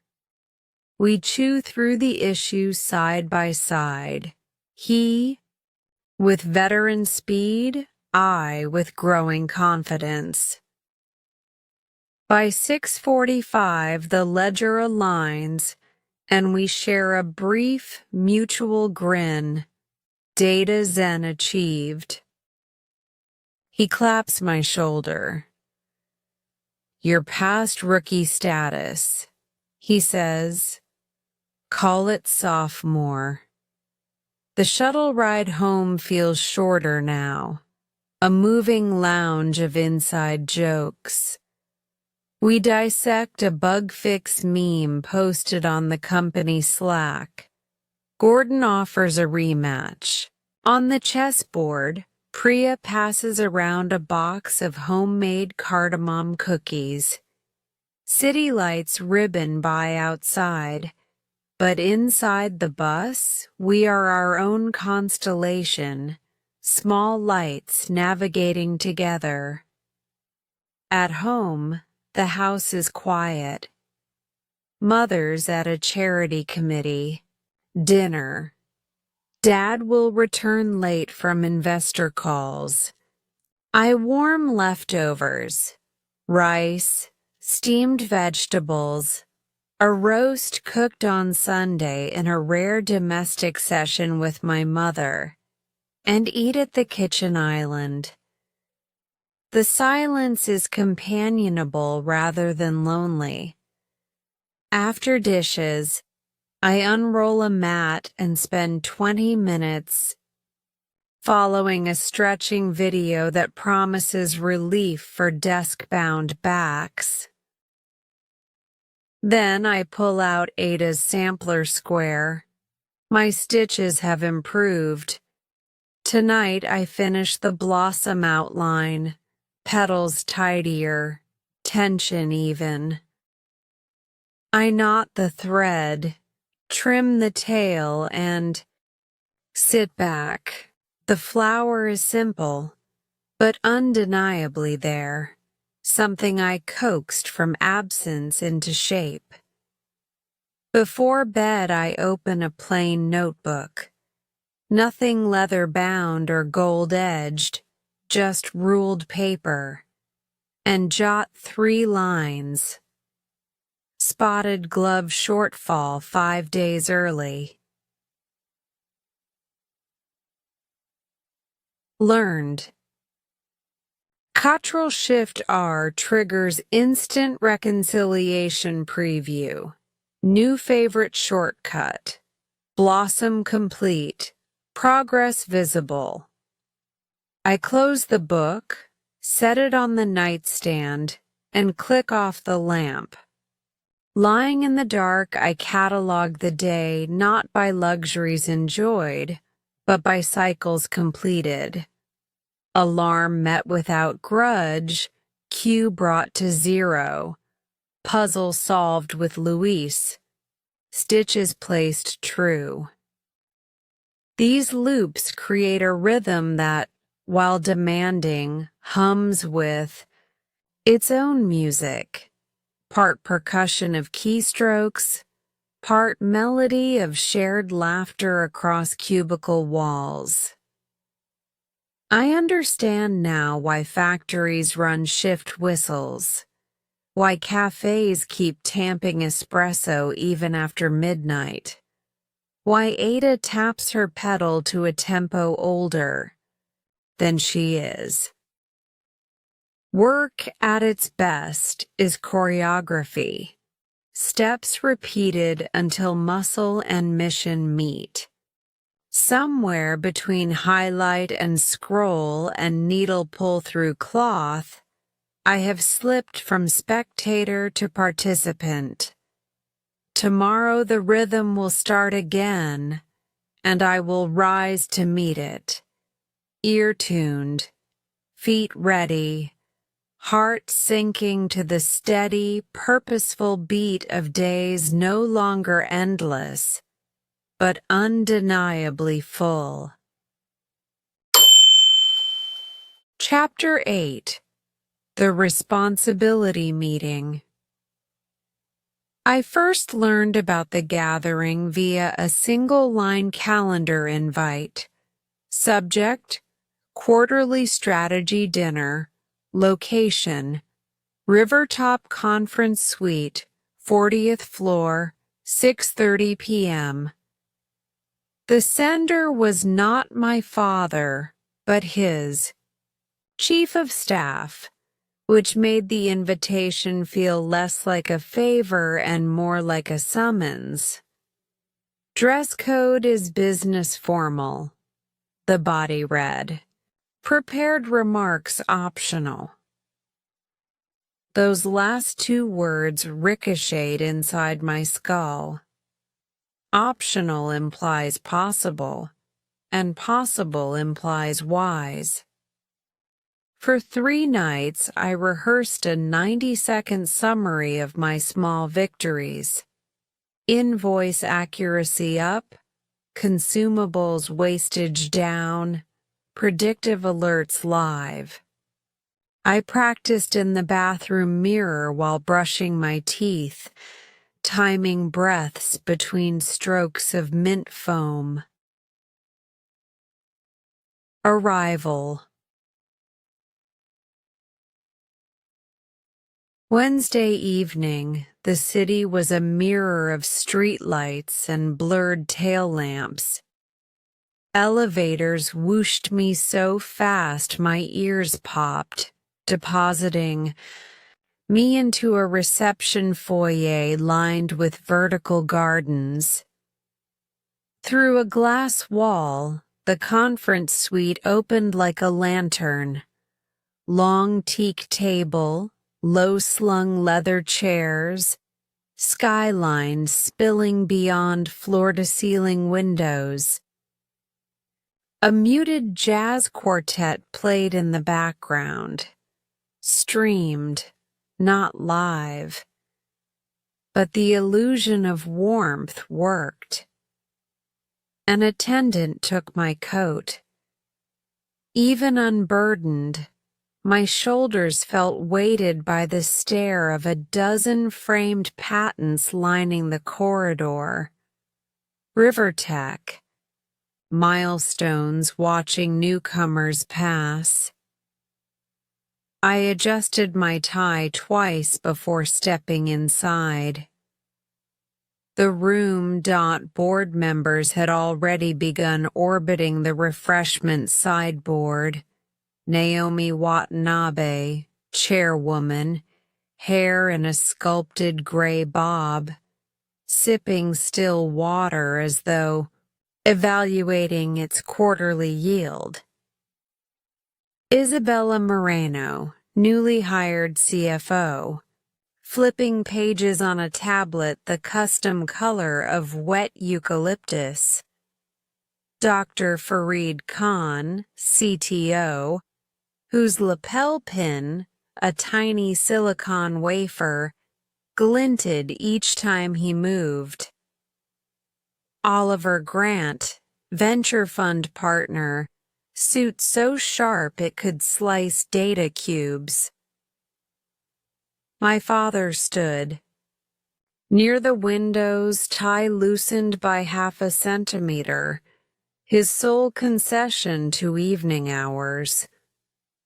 When he saw me, he gave the smallest nod, neither greeting nor reassurance, merely confirmation that the next piece on the chessboard had arrived.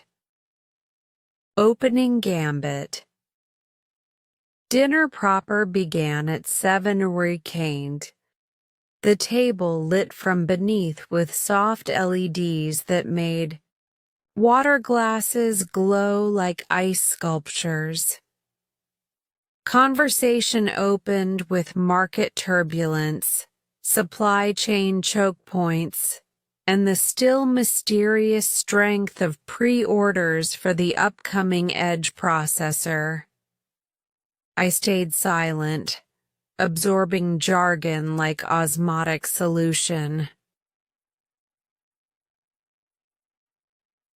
15 minutes in, Naomi cleared her throat. Martin, you mentioned a fresh perspective from operations. Are we still previewing that tonight? My fork paused midair. Fresh perspective could only be me. My father dabbed his lips with a napkin and set it aside. Indeed, he said, nodding in my direction. Alex has been piloting some low-friction optimizations. I thought the board deserved a look. 8 sets of eyes pivoted. Sweat prickled under my collar, but a deeper steadiness surprised me. The weekly stand-ups had ground away most of my stage fright. I rose, walked to the end of the table where a touch-screen console waited, and tapped my USB-C drive home. Slides appeared, a minimalist trio, my 90 seconds. Good evening, I began, voice quiet but thankfully steady. Over the last 8 weeks, our ops team reviewed 6,412 procurement documents. We identified error clusters in 3 vendors, restructured the alias tables, and cut average reconciliation time by 42%. Tap. Slide 2. A bar graph trending satisfyingly downward. That time savings allowed us to tackle consumables. Using linear regression on past usage, we've launched automated threshold alerts. Tap. Slide 3. Gloves, solvent, flux, each with green check marks. Net result, projected annual savings of $137,000, enough to fund an additional intern. Cohort or 18 GPU nodes for QA. All processes scale without new headcount. I ended exactly at the 1.5-minute mark, left the slide up, and clasped my hands behind my back, just as Gordon had suggested on the shuttle. The question volley. Oliver Grant went first. Impressive, but automation flags can spam. How's your false positive rate? Currently 4%, I answered. Down from 18 after we tweaked supplier lead time assumptions. Isabella followed. Could the model extend to capital assets? In principle, yes. The variance is higher, so we'd pivot to a stochastic approach. Happy to partner with finance on that. Dr. Khan cracked a grin. I like stochastic talk at dinner. Laughter loosened the room. Plates clinked. Naomi lifted her water in silent toast. I sat, heart drumming but intact. Formalities conclude. Dessert arrived. Dark chocolate pavée with candied orange peel. But conversation turned to patent litigation risk, which tasted far less sweet. Still, I noticed Naomi occasionally referencing my metrics as anchors during broader financial debates. That felt better than sugar. At 9:10 p.m., the meeting adjourned. Chairs pushed back. Jackets collected. My father tapped my shoulder, signaling I should linger. The inner circle, once staff, cleared plates and the quartet faded to silence. Only 5 of us remained. Dad, Naomi, Isabella, Fareed, and me. Dad closed the conference door, glass, but suddenly, opaque with privacy frosting. Naomi spoke first. Alex, we see promise in your rigor. Rivertech's next phase demands custodians who respect both pennies and breakthroughs. She slid a sealed envelope across the table. Inside is an employment addendum. Junior Operations Coordinator, effective next Monday. Compensation is modest by executive standards, but healthy for an apprentice. My throat tightened. I managed a nod. Isabella added, the role comes with an independent cost center sandbox. Prove ROI, we upscale. she smiled. A CFO's version of encouragement. Dad reached into his pocket and produced a slim titanium keycard. It bore the same triangular logo, but the color strip was teal, not visitor gray. This opens Office 3C, small space on the mezzanine. 2 desks, whiteboard, window facing east. Sunrise views for early birds, he said, eyes twinkling. Fareed leaned back, arms folded. Just remember, sunrise means you outrun the sun, not the other way around. I laughed because it was true and because he meant it kindly. I accepted the card, the envelope, and the gravity. Afterwards, we took the express elevator down, just father and son. The carpeted hush felt companionable. Halfway, the car slowed. Not a stop, just momentum caught by physics.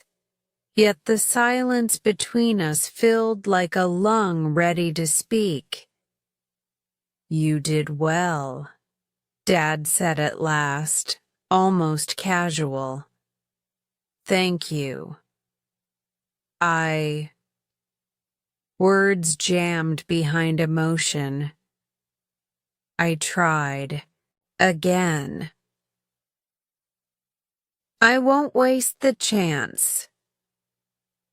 You've already begun not wasting it, he replied. The doors slid open. Lobby lights reflected in the marble floor like constellations.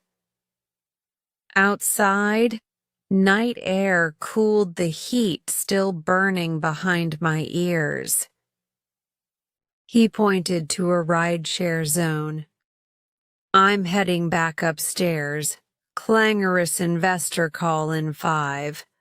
Take a company car. Sleep. 6:30 still comes early.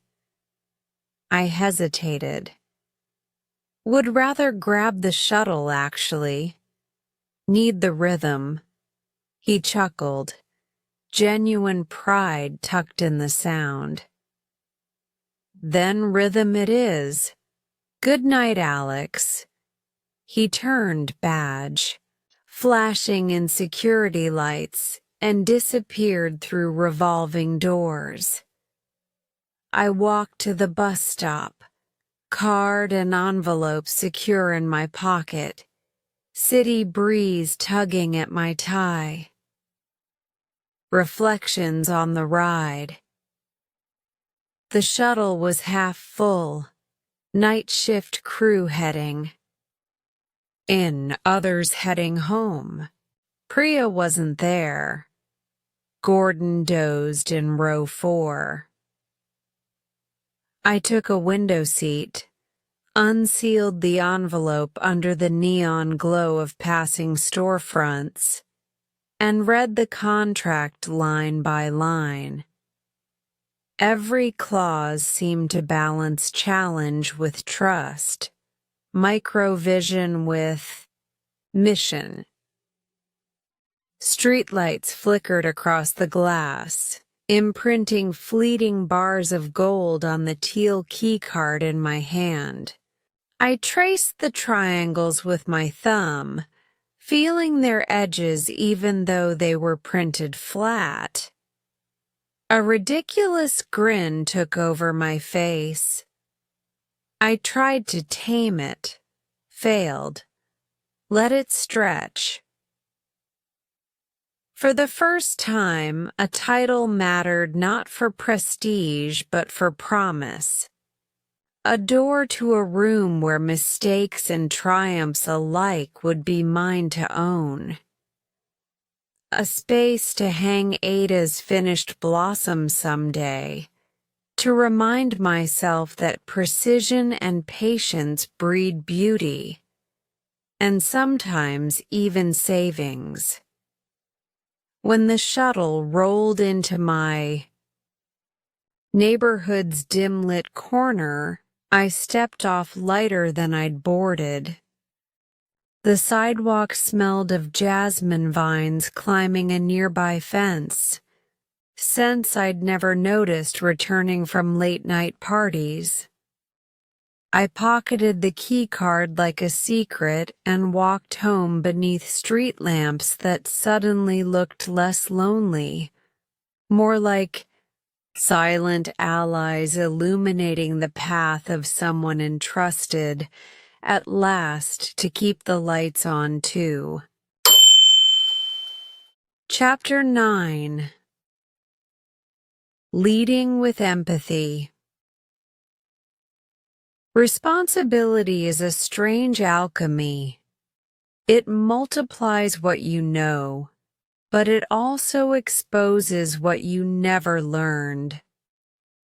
When Monday dawned and I slipped my teal key card into the mezzanine reader for the first time, the door swung open on a room both smaller and larger than I had imagined.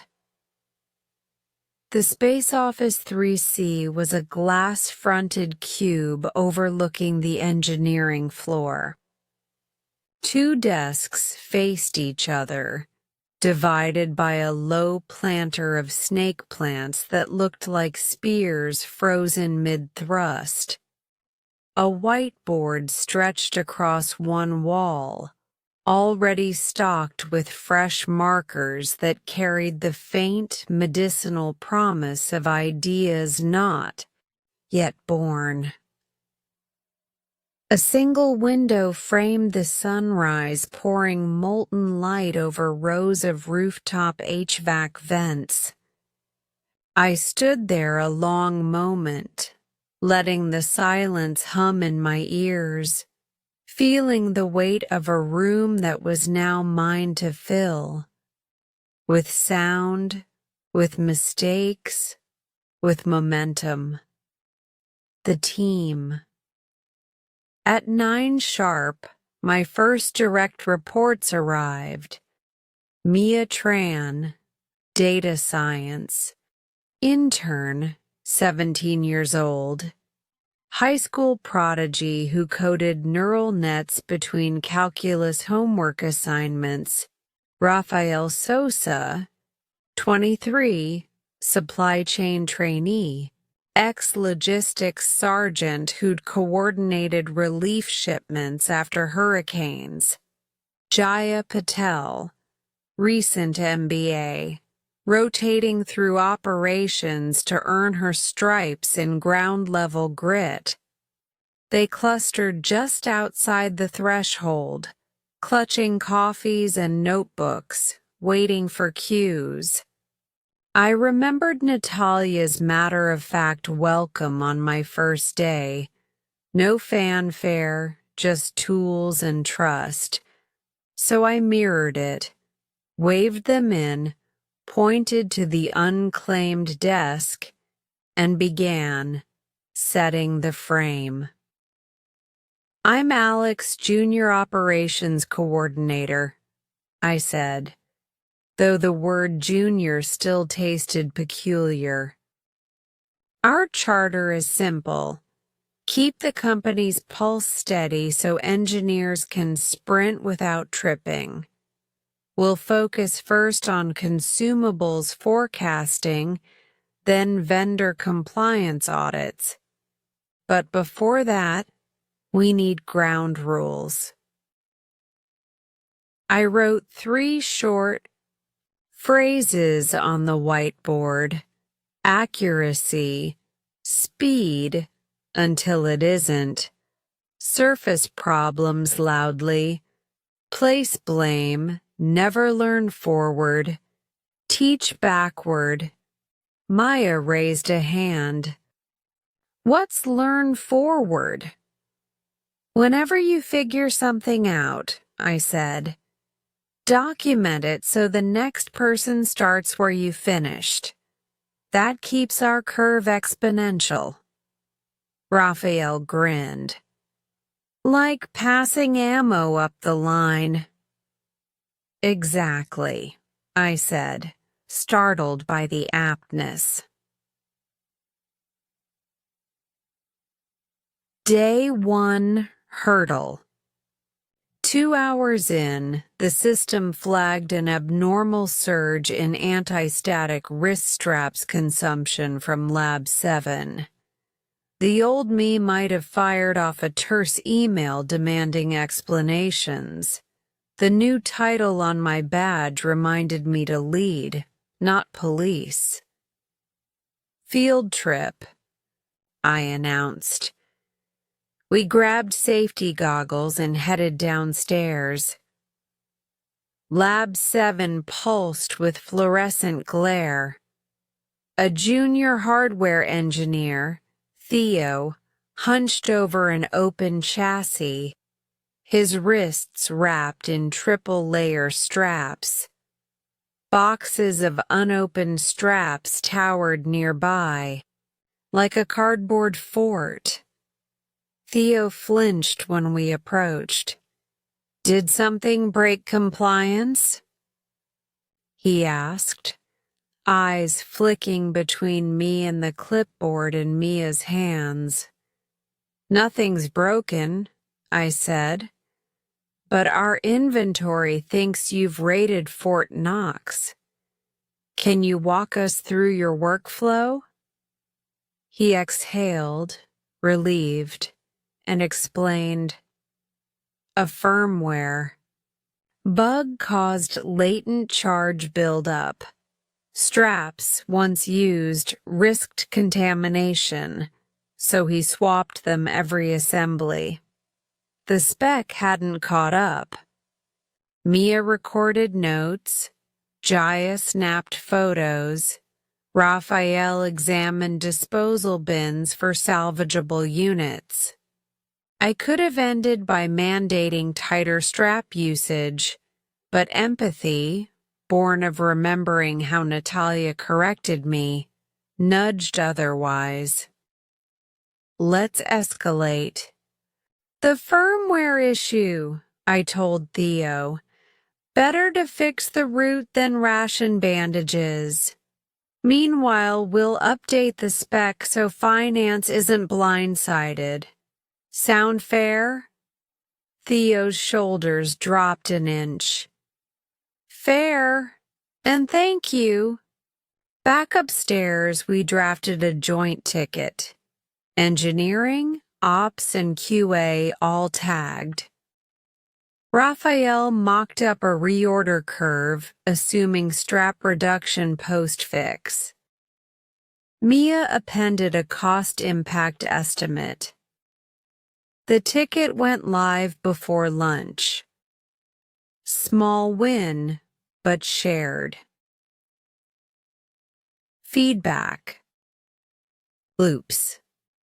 After stand-up, I introduced a ritual, 5-minute retros at 4:55 p.m.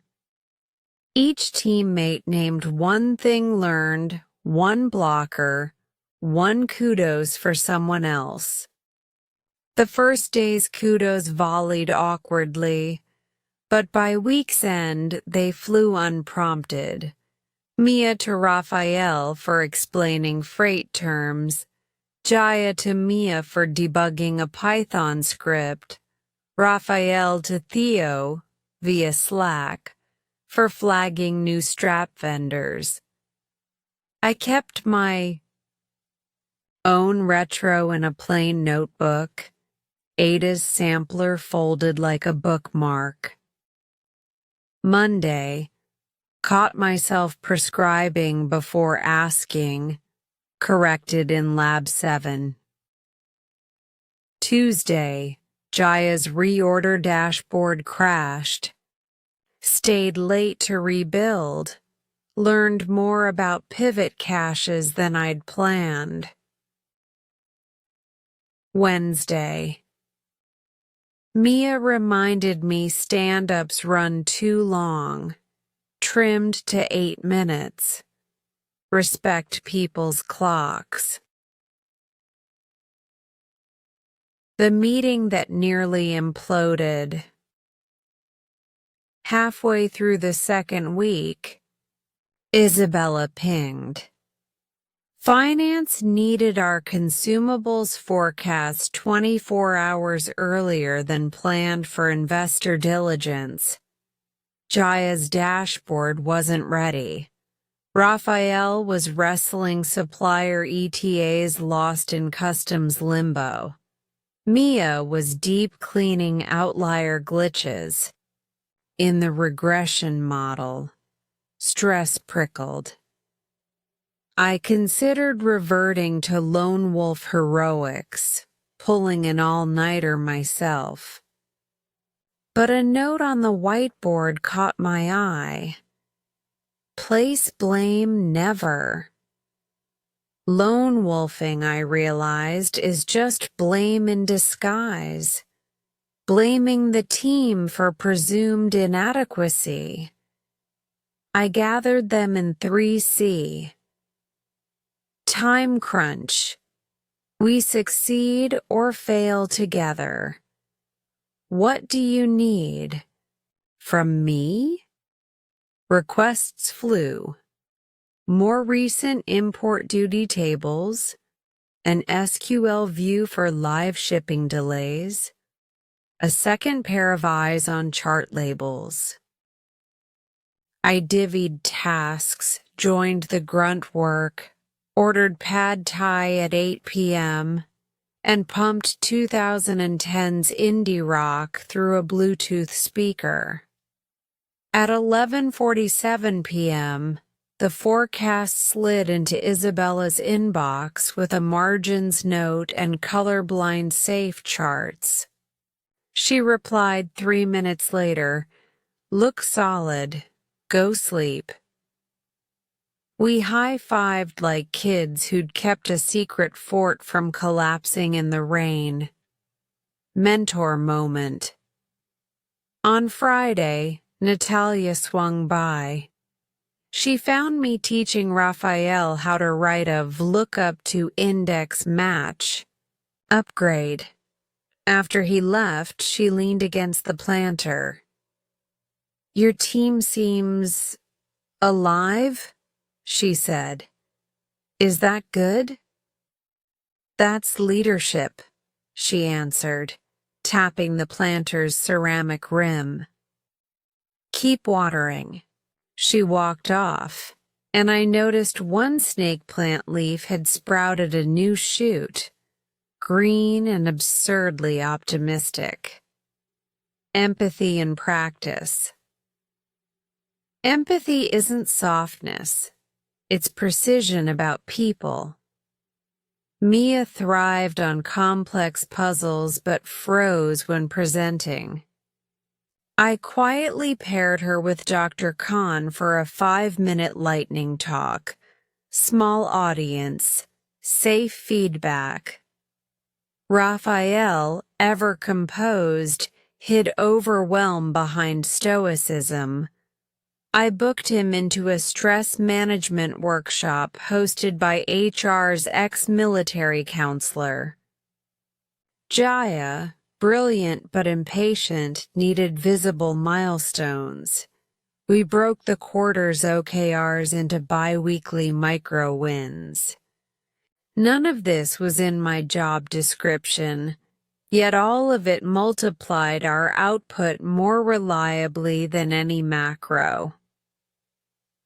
A visit from Dad. Late one evening, while the team hashed out a vendor rating rubric, my father appeared at the glass. He didn't step inside, simply watched a moment. Jaya sketching flowcharts, Raphael annotating shipping maps, Mia writing a unit test while humming under her breath. I walked to the doorway. "Just checking the lights," he said, eyes warm. Seems they're shining fine. He nodded toward my crew. Keep them lit, Alex. Then he disappeared into the corridor's glow. I returned to the room, strangely buoyant. The lights did seem brighter, not fluorescent glare, but something akin to sunrise over Office 3C, the metric that mattered.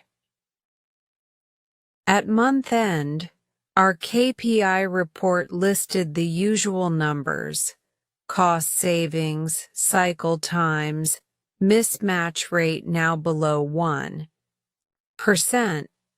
But a new metric stood out: internal satisfaction score, 92%, gathered via anonymous survey.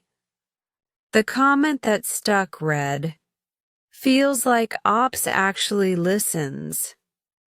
I pinned that note beside the whiteboard rules, not as trophy, but as calibration, proof that empathy, measured or not, sustains engines better than any lubricant.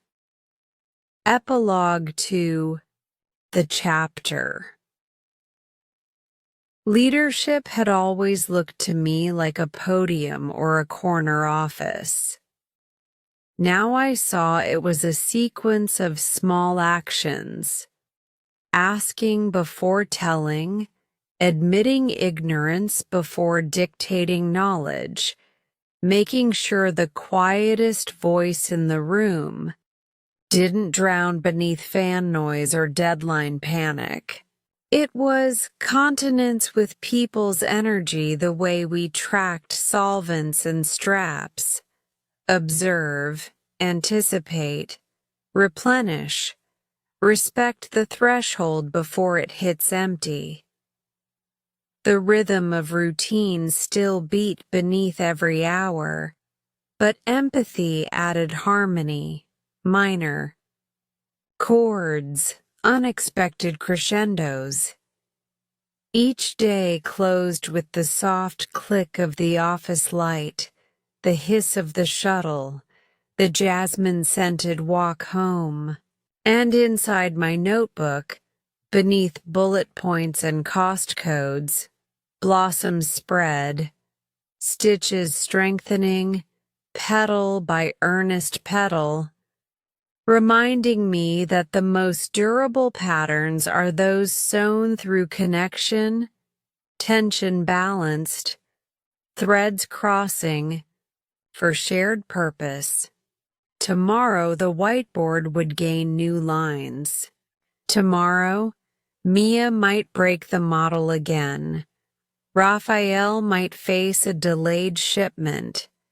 Jaya might challenge a policy.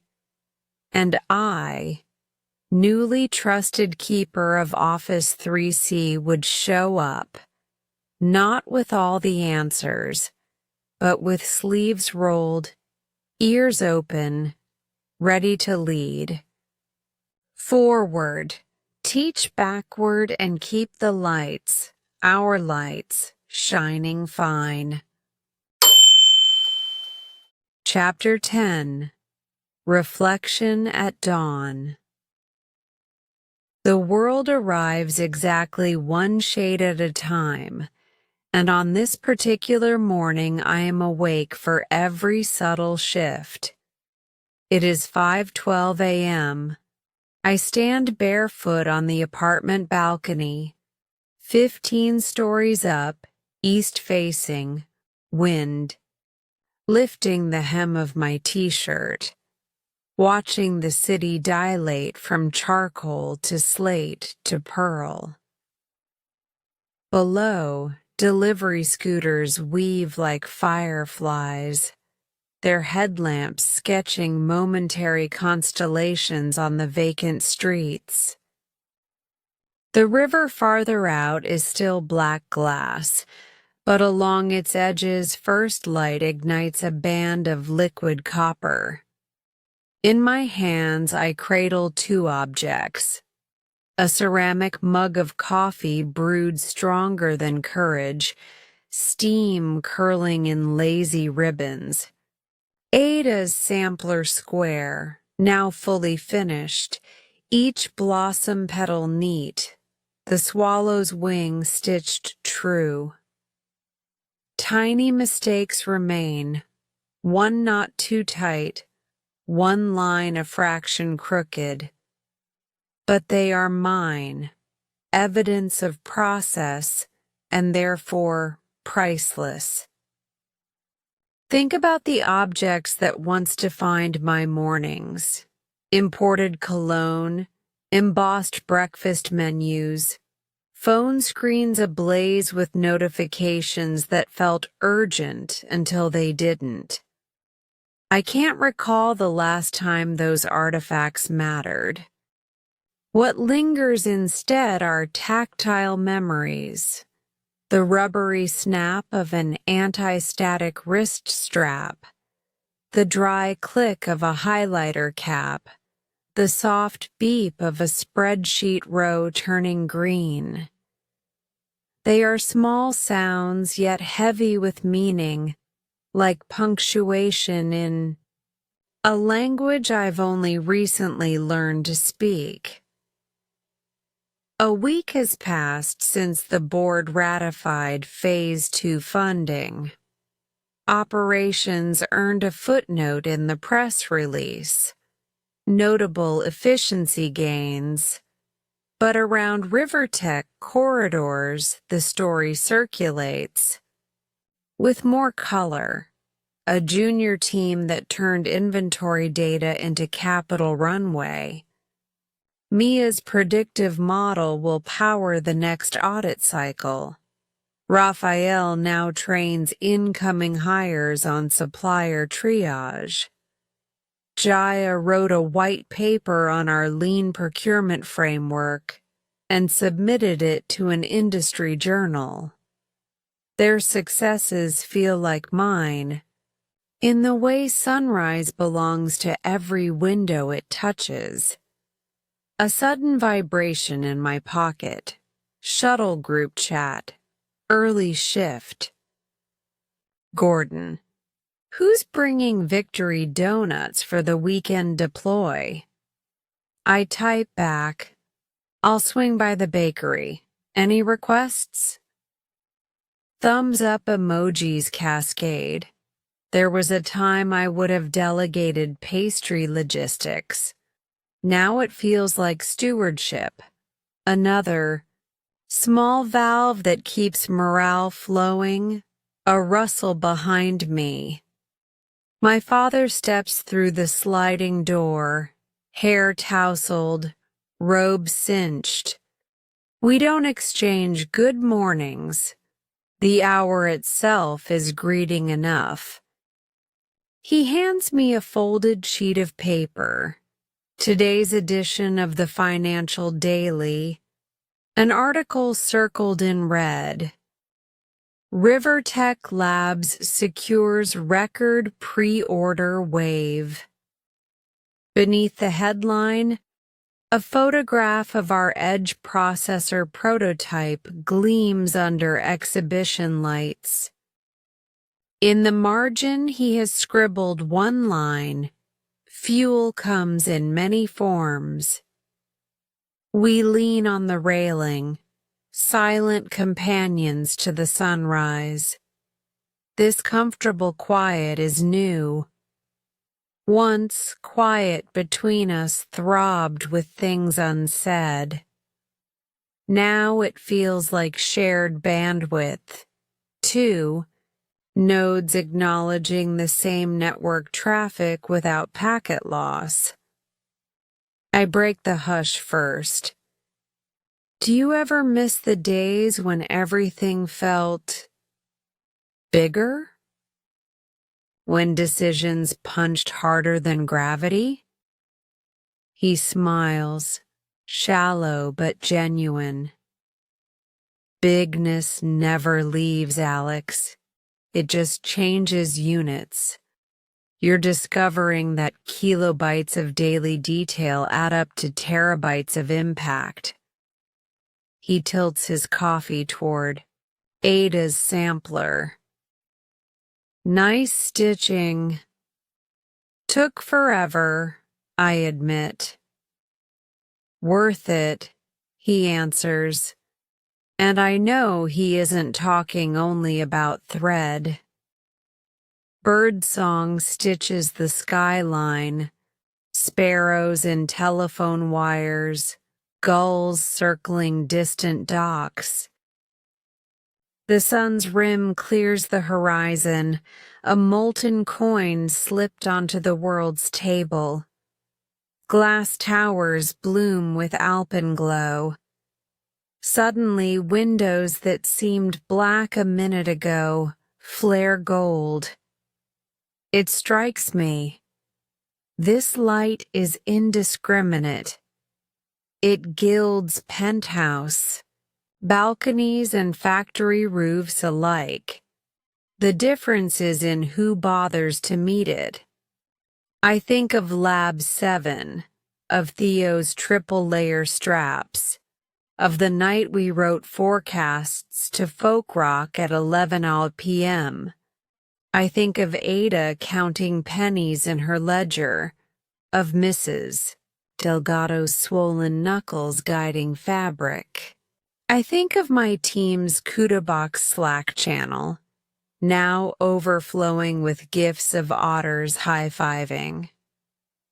The connect the dots picture resolves.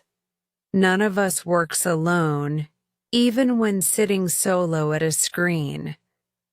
We are threads in a larger embroidery, tension-balanced, in opposite directions, so the pattern holds. My father nudges my shoulder. Big presentation next Friday. Series C Roadshow. Investors like operational detail these days. Bring the team, let them do part of the talking.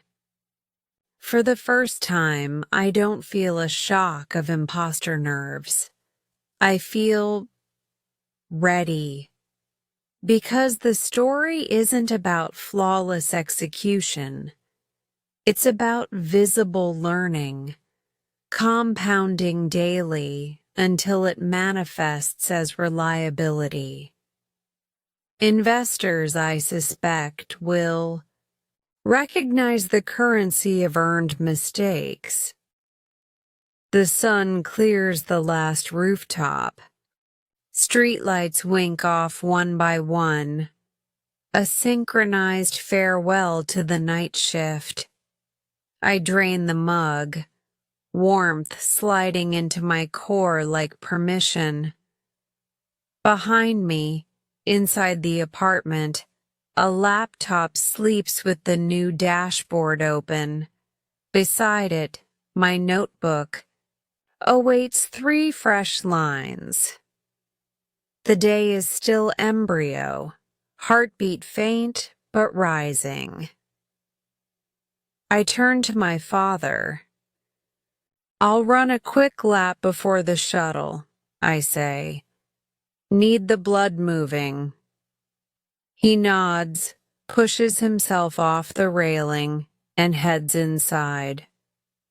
Before disappearing, he adds over his shoulder, leave some donuts for engineering. They burn calories faster than code. I laugh, an unforced sound, lighter than steam. On the balcony table, I set Ada's sampler between the empty cup and the folded newspaper. Dawn backlights the stitches, illuminating every tiny imperfection. Yet from a step away, all I see is a coherent blossom, faults sublimated into form. That feels like an apt metaphor for us all. Jogging shoes laced, keycard pocketed, I step into the hall, click the door shut, and descend the staircase 2 steps at a time. Outside, the jasmine scent is crisp. Bus brakes hiss somewhere down the block. The day opens like an editor's blank document.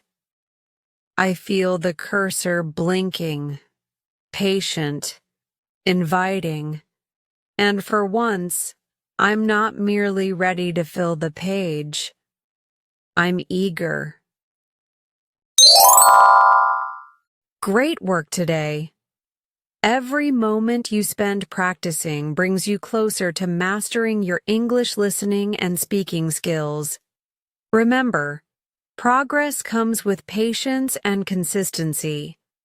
If this story inspired you or helped you in your learning journey, don't forget to like, share, and subscribe to Easy English Spark channel for more lessons and stories. Keep listening, keep speaking, and keep believing in your growth. I'll see you in the next video. Take care and keep shining.